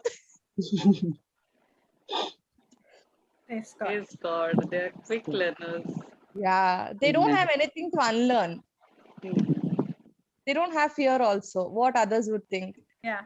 Actually, even healing, no, it was very easy for me to teach the others through the children. Because what happens is when we come, elders come, for us it is like logic. What is the other person's response? What is the other person's faith? What is the symptom? What is this? What is that? For the children, no. Okay, come on, speak. Okay, in the name of Jesus, this works. You see, they're not logically reasoning out how this works. Yes, and sister, they will not rethink if it's done or not. They're very sure it will happen. Yeah. So it was easy to demonstrate and show. Come on, see, this is how it works. See them. Yes, because every time Enoch also prays, he will not even concentrate the end product. He'll do his prayer and then he'll be singing somewhere else. Like he knows because he knows it's done. Yeah. For sure, they think this formula will work. We will be asking, sister, is there any pain? Sister, is there any feeling? We will be asking that person, but these children, they will not even ask anything. They know for sure it is going to work. Their attitude itself is like that. Yeah. No, we have to learn from them actually. Yes, exactly. Yeah, Sister Jansi. Yeah, sorry. I've got a lot of things in my mind. Yeah, are we running short of time? We can do it tomorrow. Okay, sister. Yeah. Okay. I don't know if this is deviating the topic about the spiritual gifts. Okay. Can you hear me? Yes. Yeah. Spiritual gifts. Okay. Now, as I started reading the Bible, the desires for the spiritual gifts came in, and it does say in the Word of God that, the desires will come in. Now, once we start praying, it says, I think in Acts, it says, what does it say? The children of God will prophesy, the elders will see, visions, and the youngers will see visions, and the elders will see dreams. How does this thing work? Because I have got, when I just mentioned about that accident, right? That my son was having, I get these intuitions way before something comes in. Now, since I've started in the Word, I a couple of times I have noticed it, I get these intuitions. And then I say, oh, I felt it. And then once I start getting it, I start praying over it. I start covering it with the precious blood. And, I start praying over it and I say, Lord Jesus, if this is from you, let thy will be done. But if it is not, because sometimes you get that. Okay, but then how will you know it is from God or not from God? So sometimes if it's very disturbing, I don't know. I don't know how to discern it. Yeah, that's what I'm saying. Because that's why, sister, remember, anything that is spiritual, that is not in the Word of God, is demonic. Okay. See, that's why the spiritual world you should be very, very careful. It's very dangerous if your foundation is not on the written Word of God. Okay, right. Because see, when Moses put the stick, it became snake. Even when the Egyptians, the magicians, when they put, it also became snake. Okay, so there is a supernatural manifestation in the path of darkness, in the kingdom of darkness as well. Yeah, right. Where it won't take much time for a person to be diverted or carried away. Now, if you see the disciples, yes, there's one scripture that talks about the dream and the vision, but only one scripture. But the whole New Testament, after the resurrection, it speaks about the faith, it speaks about the truth, it speaks about the word of God, talks about believing. Because if my faith is not grounded on the word of God, then those visions I cannot go by my feeling, because that visions can even come from the kingdom of darkness. But if my, sister, how I see the gifts, the charisms, the visions, the dream is, when you get into the word of God, deeply rooted into the word of God, and when you start stepping out and you start reaching out to people, these gifts and all these experience, you do have this experience. I'm not saying you will not have experience. You will have experience of vision, you might have experience of dreams, you might have experience of some tangible physical, and you might even have supernatural manifestations. I'm not saying no, all these happens. But when a person is not grounded and rooted and made the word of God as the foundation, now the visions can also come from the kingdom of darkness. The dreams can also come from the kingdom of darkness. So when I'm rooted in the word of God, when there is a lie that is trying to, because the devil will always contradict the word of God. He always brings fear. When I'm rooted in the word of God, I will instantly know it's from a demon. And I will say, in the name of Jesus, I rebuke you. Yeah. Right. I immediately open my mouth and start speaking the word of God. So Mm. now my faith is not based on vision and dreams. My faith is based on the written word of God. Yes, that is there. Yes. Yeah, because I see so many people who are in visions and dreams. I have seen they have been carried away, not being rooted in the word. Okay. And they are not strong. When trials come, they start to waver. They start. So Yeah. there is always a balance. Okay, even when I see the gifts of the Holy Spirit, okay, how I understand is, the more I start to step out and walk, and I start reaching out with compassion, with love, okay, I would see, without even my knowledge, these gifts starts to work. The word of knowledge, the word of, it starts, and the gifts are always for others, to edify, to build. Okay, now whenever you see that word prophecy, the word prophecy doesn't mean fortune telling. The word I know. means to give the message of God, to give the word of God. Simple. Yeah. Sometimes, what we desire so much, because I have seen it in my life, after I've started reading the word, the things that we desire a lot. In fact, it Sister, comes in the. Shall I show you one verse? The answer Please. to this question. Put Romans. I was supposed to go there, Romans 9 and 10, but because of your question, I'll go there again. Put Romans chapter 10.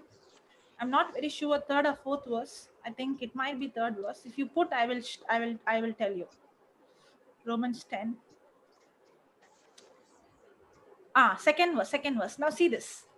For I bear them record that they have a zeal of God. Now, who are they? The Pharisees, the scribes. Okay. They had zeal, but not according to knowledge. See, you can have zeal, you can have desire, but if you don't have the knowledge that is according to the word of God, it's very dangerous. Okay. See, that's why the first verse says, brethren, my heart desire and prayer to God for Israel is that they might be saved. Now, you can have zeal for God, but if you don't have the knowledge, you will not see salvation. Now, when you see the word salvation, it's not just talking about forgiveness of sin. Saved is not talking about forgiveness on sin alone. Saved is speaking about your healing, your deliverance, your protection, your preservance, your blessings, your prosperity. All this is salvation.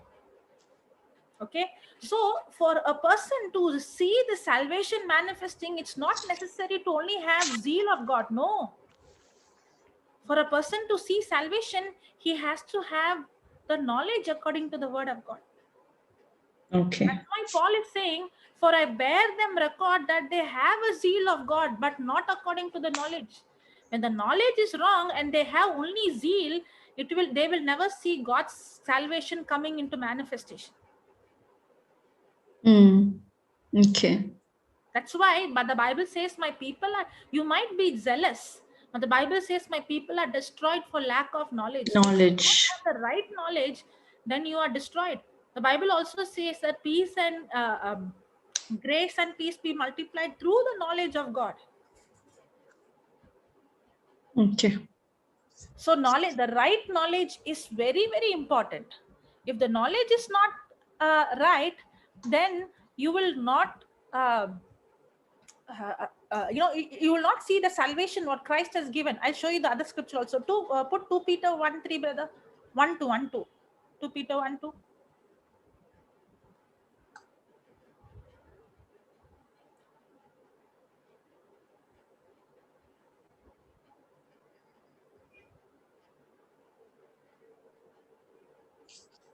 Peter 1:2.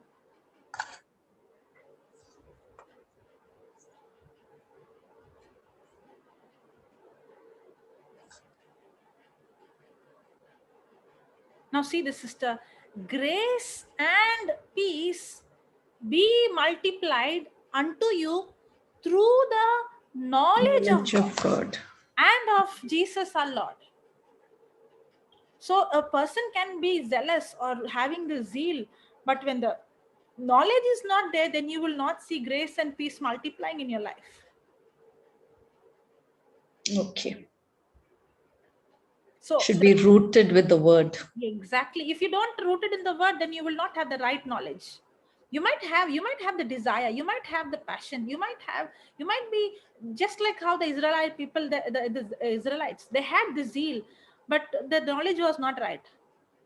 Yeah, I see that with a lot of people, nowadays. Love for Jesus is the love for God, but then that Bible word of God is not there in them. Yes. Yes, right. That's why I see the third verse, according as his divine power has given unto us, not will give, has given unto us all things that pertain, life and godliness. How? Through the knowledge of him that has called us to glory and virtue. Through the knowledge. Can you see that word knowledge everywhere? So if you want to see this divine power that is given for all, it doesn't say some, divine power given unto us all things. It has given us all things. But for you to see all things that the divine power has given to manifest, you need the right knowledge. If you don't have the right knowledge, then the devil can take you for a ride. Okay, can I say something? My family, okay, I see them, praying. They pray, very prayerful family, very spiritual family. But the word of God is not in them. It's just they just do these repetitive prayers and rosaries. You see, their heart might be they are believing in Jesus. Okay. Yeah, right. They might be they have received salvation, but that doesn't mean that they're living a life that God wants them to live. They might, maybe after dying, they might be with Jesus. There is salvation, okay, because they accepted and believed Jesus Christ as the Lord, God and Savior. No problem. But they will never experience God's best. It is like a person who's having I gave an example on the other day in the children's ministry. A person who's traveling on a ship, okay, somebody is giving him a cruise ticket, a poor man, okay. Now, all the 10 days, he's going to his room, eating the chips and eating the banana and filling his stomach and drinking water. Okay, because the food is very expensive in the ship. On the last day, the man comes and he invites him, the staff comes and invites him for the dinner. And he says, no, I'm not coming. In his mind, the food is very expensive. When he saw the menu, the prices are very big. Okay, now he's saying this is very expensive and he's saying, no, I'm not coming, I'm sorry. And the staff is saying, sir, why can't you enjoy when it is given free?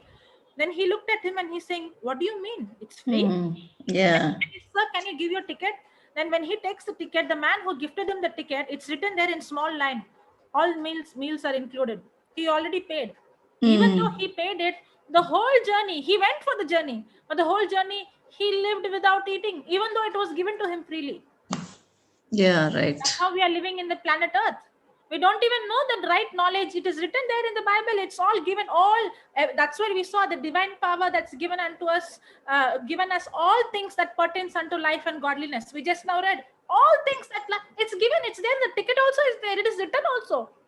But yet we are living like that man the whole journey, in hunger, eating the banana and the chips. But that's not what God wanted us to live like. That's not why the rich man who gave him the ticket, he did not want him to go for a journey and be in hunger for 10 days. Right, right.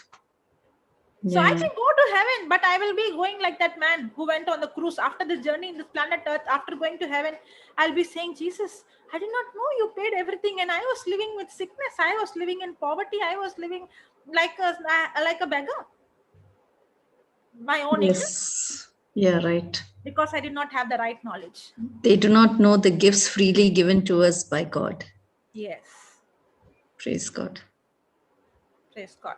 I have a lot of like those people in my family. I'm just, I try, I send them the links, but very difficult. You plant the seed, no, don't worry. You just speaking the faith, okay? Just Okay. now Ashley came and spoke, no? Did you see her? Yeah, right. Did Yes. she sound like me? Mm, Her voice? Not much. Okay, she's my own sister. Oh, okay. Now, when she came and spoke, you know what? The same sister, in the year when I got born again, when I got touched in 2007, you know what she said? Why are your people wasting money like this? Why can't you go and give the poor instead of going and preaching and traveling here and there? Okay? And she used to say all these are brainwashing, cheating the people. Yeah, that's what my sister also says. The once I put the teachings, no, she'll say, it's so irritating to hear this man's voice. Can you put the audio off? I don't want to listen. This went for how many years? 4 years. Praise God. But I did not see what I was seeing. I saw something else. I planted The unseen. Today she's coming and asking, this person is not believing what I'll do. First of all, she forgot where she came from. Praise God. Praise God. God is wonderful. He works in mysterious ways. I know, I have the total confidence. God used to work in mysterious way, but now God reveals his ways to his children. Yeah, His sons and daughters. Okay. No more God is working mysterious. Yeah, he's already working in us. Yes. He's revealing his secrets and truth to us. There's nothing secret now. He's revealing everything to us through his word and through the Spirit. Yeah, Sister Alice. Thank you. Yes, sister. Praise God. Praise God. Thank you, Jesus. We have a lot of souls to save. Yeah. Sister, don't take the burden on you, okay? When you take the burden on you, then it will become a pressure. No. It's just that, feel sad looking around that, what they're missing out on. Praise God. Yeah, praise God. So, nobody is there in the panel. I could only see myself. Okay, Brother Jude. Anybody for healing?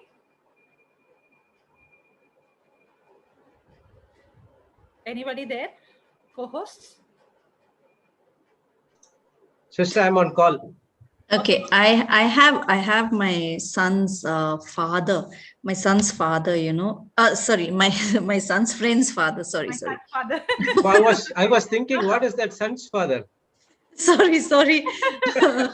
I also got mistake. confused. I also got stuck. Yeah. Actually, he's here in Muscat, and both the kidneys are failed and going through a lot of problems.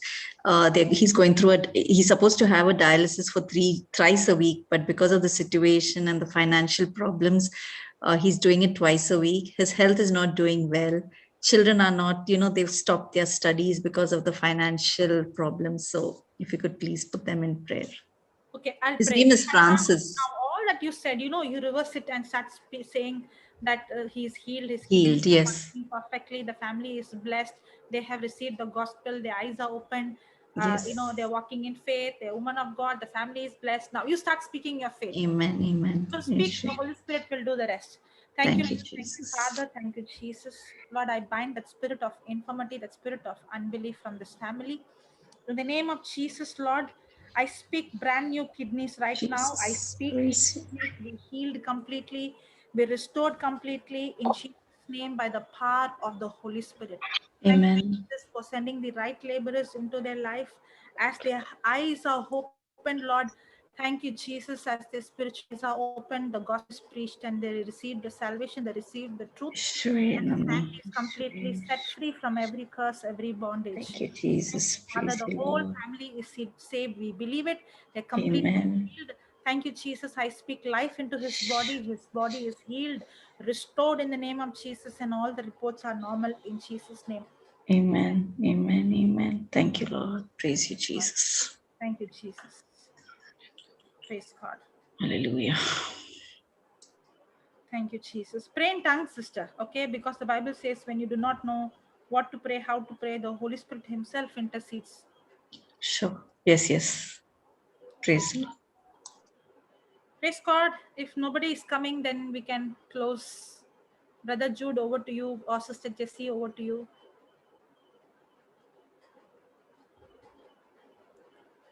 You're mute, sister. Can't hear.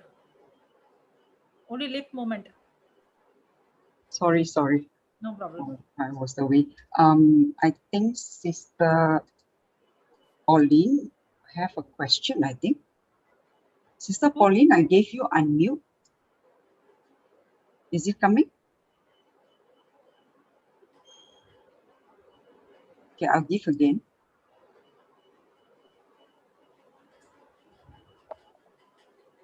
Yes, praise God, sister. Yeah, I couldn't unmute it. Sorry, I don't know, maybe it was That's given okay. twice. Now again, I muted it. Ah, Okay, I don't know like where to start. First thing, now, sister, like when you all prayed for my husband, like that day when I spoke, you know, the time when I was speaking to y'all, so that time he was in too much pain. I could see that. And then, but I had that belief, you know, he's already healed. And then when I came back, I told him, see, they have prayed. And now the thing is, you just drink lots of water and go and pass urine and believe that it's gone. And he felt relief, you know, at that moment. And take this. Okay. So he was, I mean, there was no pain after that. It was much, much better. And we believe, no, it's gone. Just believe that it's not there now. And then from night, again, that pain has started. It was like very severe pain the whole night. But that was, we thought it's maybe because of constipation. So we said, see, don't bring that thought of stone. Just believe Sister Pauline, see, Yes. don't try to push your faith on him. See, you're not in the hot, because you believe, don't tell him to act. He has to act based on his faith. You're saying, I'm believing, you act on faith. Don't do that. Okay. See, somebody is coming here. We are not telling them move. No. First, we are building that person's faith. Okay, and that person is cooperating with us. You don't force him. See, if he wants to go to the hospital, let him go. If he wants to do that, let him go. If he, let him do. You don't dictate him or tell him what to do, what not to do. Don't do that. If you want to do, you give him the teaching. You show him a testimony. Let him make the decision. You don't force him to do anything. If he, let him go to the washroom and check. Let him go and drink the water. Let him make the decision. You don't, see, you cannot be responsible for somebody else's faith, right? Yes. Then it looks like I did everything what you said, nothing is happening. No, don't do that. Then it will lead to more frustration. See, you speak faith, you tell him, I believe I'm healed. Okay? You're healed. I believe you're healed. That's it. Now it's your choice whether to act on faith or not. It is his choice. Who are you to go and tell him what to do and what not to do? Okay. Yeah, I not stop like in anything, like going to maybe a hospital or. Don't yeah. Don't tell him anything. If whatever he, let him, even if he's coming and asking you, this is what the word says and this is what your symptoms says, you make the decision. You don't tell him what to do. That's where you're going wrong. Then he's hanging on your faith and he's saying, I said I did. No, you said I did. Nothing is happening. Then he's not taking responsibility. He's blaming you. I'm not telling him. I'm telling in general. Yes. In general. That's what happens. You told me I did. See, it's not working. Then you'll again you'll think, oh, I did everything. It's not working. No, not like that. It Right. doesn't work like that. You speak your faith and you tell your husband, tell your husband, I believe you're 100% healed. We spoke it, we prayed, it's done. Now, when your husband is coming and Yes. asking, no, what shall I do? I don't know. You do what you believe. If you believe you have the symptom, or you don't believe, this is what the word says, this is what the symptom says. Now you make the decision. Are you understanding, Okay. sister? Now, whatever Yes. decision Yes. he does, you respect his decision. You don't go and interfere in the decision, but don't No. change your faith based on his decision or his action. But Yes. please don't tell him what to do. If Okay. he is coming Like sister asking you about for help, show him testimonies, give him teachings, tell him, listen to this teaching, listen to this. That's all. okay. Okay, Like I was telling about like from the teachings, like what we heard, like speaking the unseen, and then not owning the problem. Instead of you just telling, see, sister, Okay. you should always remember you're not the laborer for your family. Right. Okay, when you say, Yeah. it looks like every time you're nagging once again. That's all. It will sound like that. Sorry Okay. to say that, huh? But No. house, even Right. in my house, it is like that. If I'm going to speak in the beginning, now it's different. In the beginning, when I spoke, what you are coming and speaking, I don't know about you. Right. Correct? So what you have to Yes. do Yes. is, instead of you speaking, you just put the teaching and tell, just listen. Can you listen to 1 hour? If he's listening, fantastic. You Okay. don't tell anything. This is the best Right. time, sister. This is the best time. God is, you are focusing only on healing, but this is the time God is, it is how, I don't know how to say, to bring him into it. To It's time. change. Right. You use it. Yeah. Yeah. I realized it. Right. You use it wisely. You don't go and speak anything. You just say, you know what Jude's wife did when vertigo came? She did not say anything. Gave the book. Now you study this. I You was read it. about to say that. And she left. She did not say nothing. She did not say anything. Don't say anything. Give the teaching. Okay. Okay? Yes. Yes. Yes. Don't change your faith. Your faith is he's healed. Lord, I don't care what I see. I believe he's healed. That's all. His reports are normal. I'm not going to go behind him. Right. Okay. Praise God. God bless you, sister. Okay. And secondly, like yesterday, I was asking for the prayer, right? So, like just evenings. So we have a group where all our relatives and all are there. So I used to just forward this praise and worship hymn, and then any teachings, right, which are useful. So I used to just forward. And then yesterday evening, like when I spoke to my father, I saw them in that fear, that tension. So then I got to know, like within that 24 hours, so my daddy had lost two of his friends. I mean, they passed away. And one person, like yesterday when I was telling, one relative is in hospital in serious condition. So they know, like I listen to these teachings and the healing services what you'll conduct. So they had even attended one of the this recent Saturday teaching. So they told me, like, you can just call them and tell. And then so that is how I had to call you yesterday. Then we send that audio to that brother, but then he cannot listen. So it's like people cannot go and meet him. He's inside. So I spoke to her daughter. Uh, I just told her like what Jesus did on the cross, and I told her, like, see, just keep saying that my dad is already been healed. That is 1 Peter 2:24. I said, don't say that. Pray that he heal my father. Say that my dad is already been healed, and keep thanking God.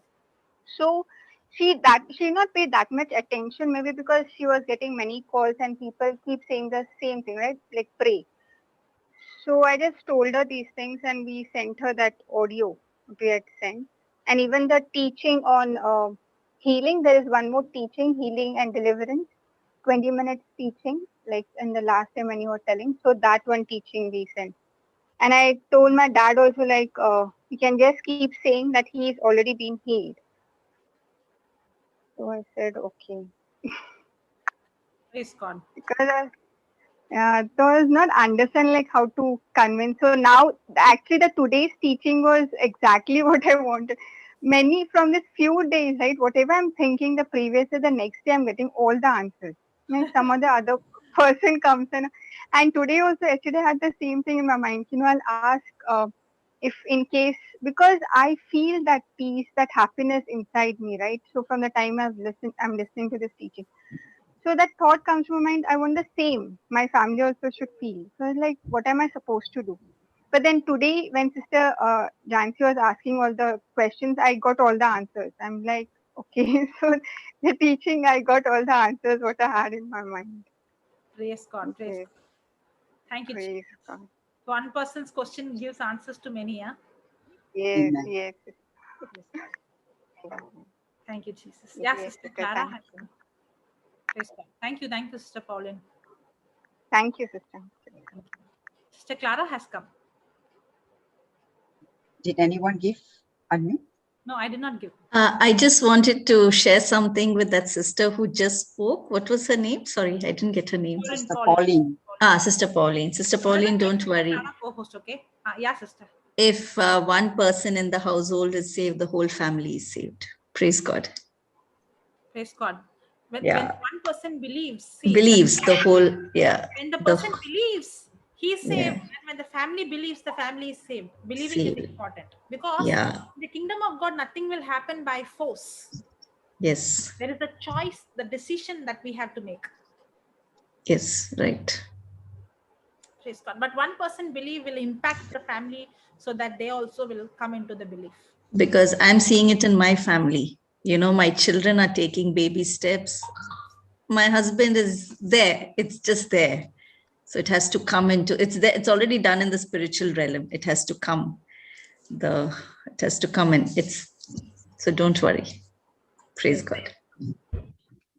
Good afternoon, sister. Good afternoon, brother. Good afternoon, all. Sister, there is a teacher's husband who's in ICU, and that first she was telling about brain hemorrhage, so many complications. The minute I came to know, I told her don't tell all the problems, and I sent the all the healing, everything, whatever is needed. And today she sent a message, and I told her if you can please come on Zoom, but she doesn't know how to come to Zoom also from India, and also there is no connection, so many complications, and they don't even know because this teaching also they are not aware. So now today she is writing, sister, Joey is slightly better, however the bed sores are aggravated, causing high infection in the blood, low values in so many things she has written, sister. These ended up in loose motion. I don't know what to do. Okay, please give us some healing testimonies, teachings. Okay. Yeah, sister, she is the one, she's saying, I don't know what to do. Like that she's saying. So I told her, keep confessing by Jesus' wounds and stripes, he is completely healed. And he is vaccinated in the blood of Jesus. All these things I have given, sister. So as some sister asked for the prayers, I thought I will also ask you for the prayers. Okay. And I will voice record and send it. Okay, please. Okay. Thank you, Lord. Thank you, Father. Thank you, Jesus.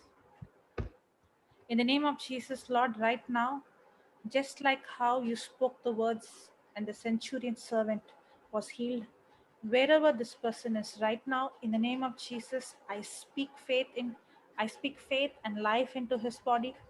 In the name of Jesus, I bind you, spirit of infirmity, you sickness, I command you, come out. Out, you spirit of death, leave him right now in Jesus' name.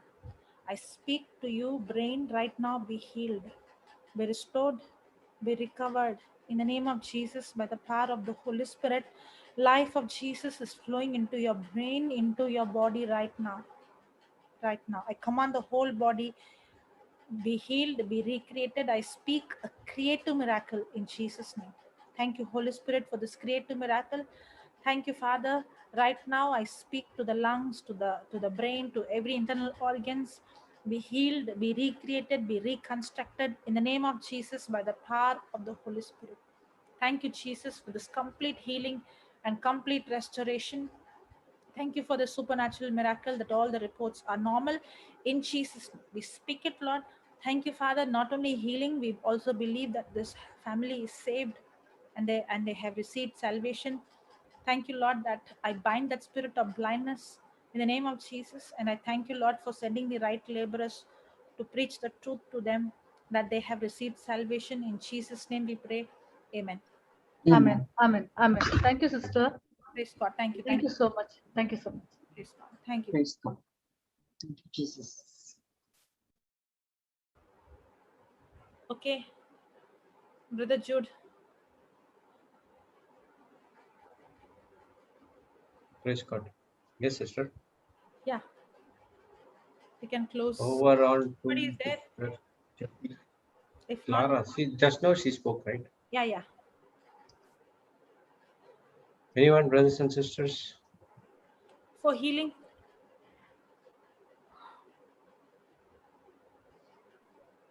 My audio is good, right?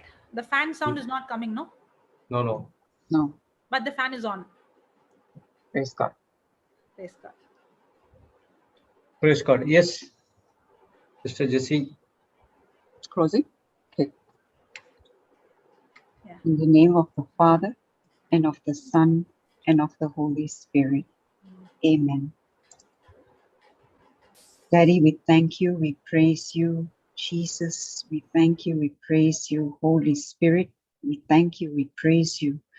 Thank you, Daddy. Thank you for this wonderful session, awesome teaching every day, not just in this Zoom class, but every Zoom class that is happening all around the world. Thank you that your kingdom is expanding and more souls are being saved and coming into your kingdom. Thank you for teaching us the truth, because your truth is what sets us free. Thank you, Daddy. Thank you for teaching us the difference between works of faith and works of the law. You have called us to respond in faith, and faith is not a dead work. Faith is putting our belief in you in action. There is something we need to do, and that is to respond to the finished work of Jesus through our action,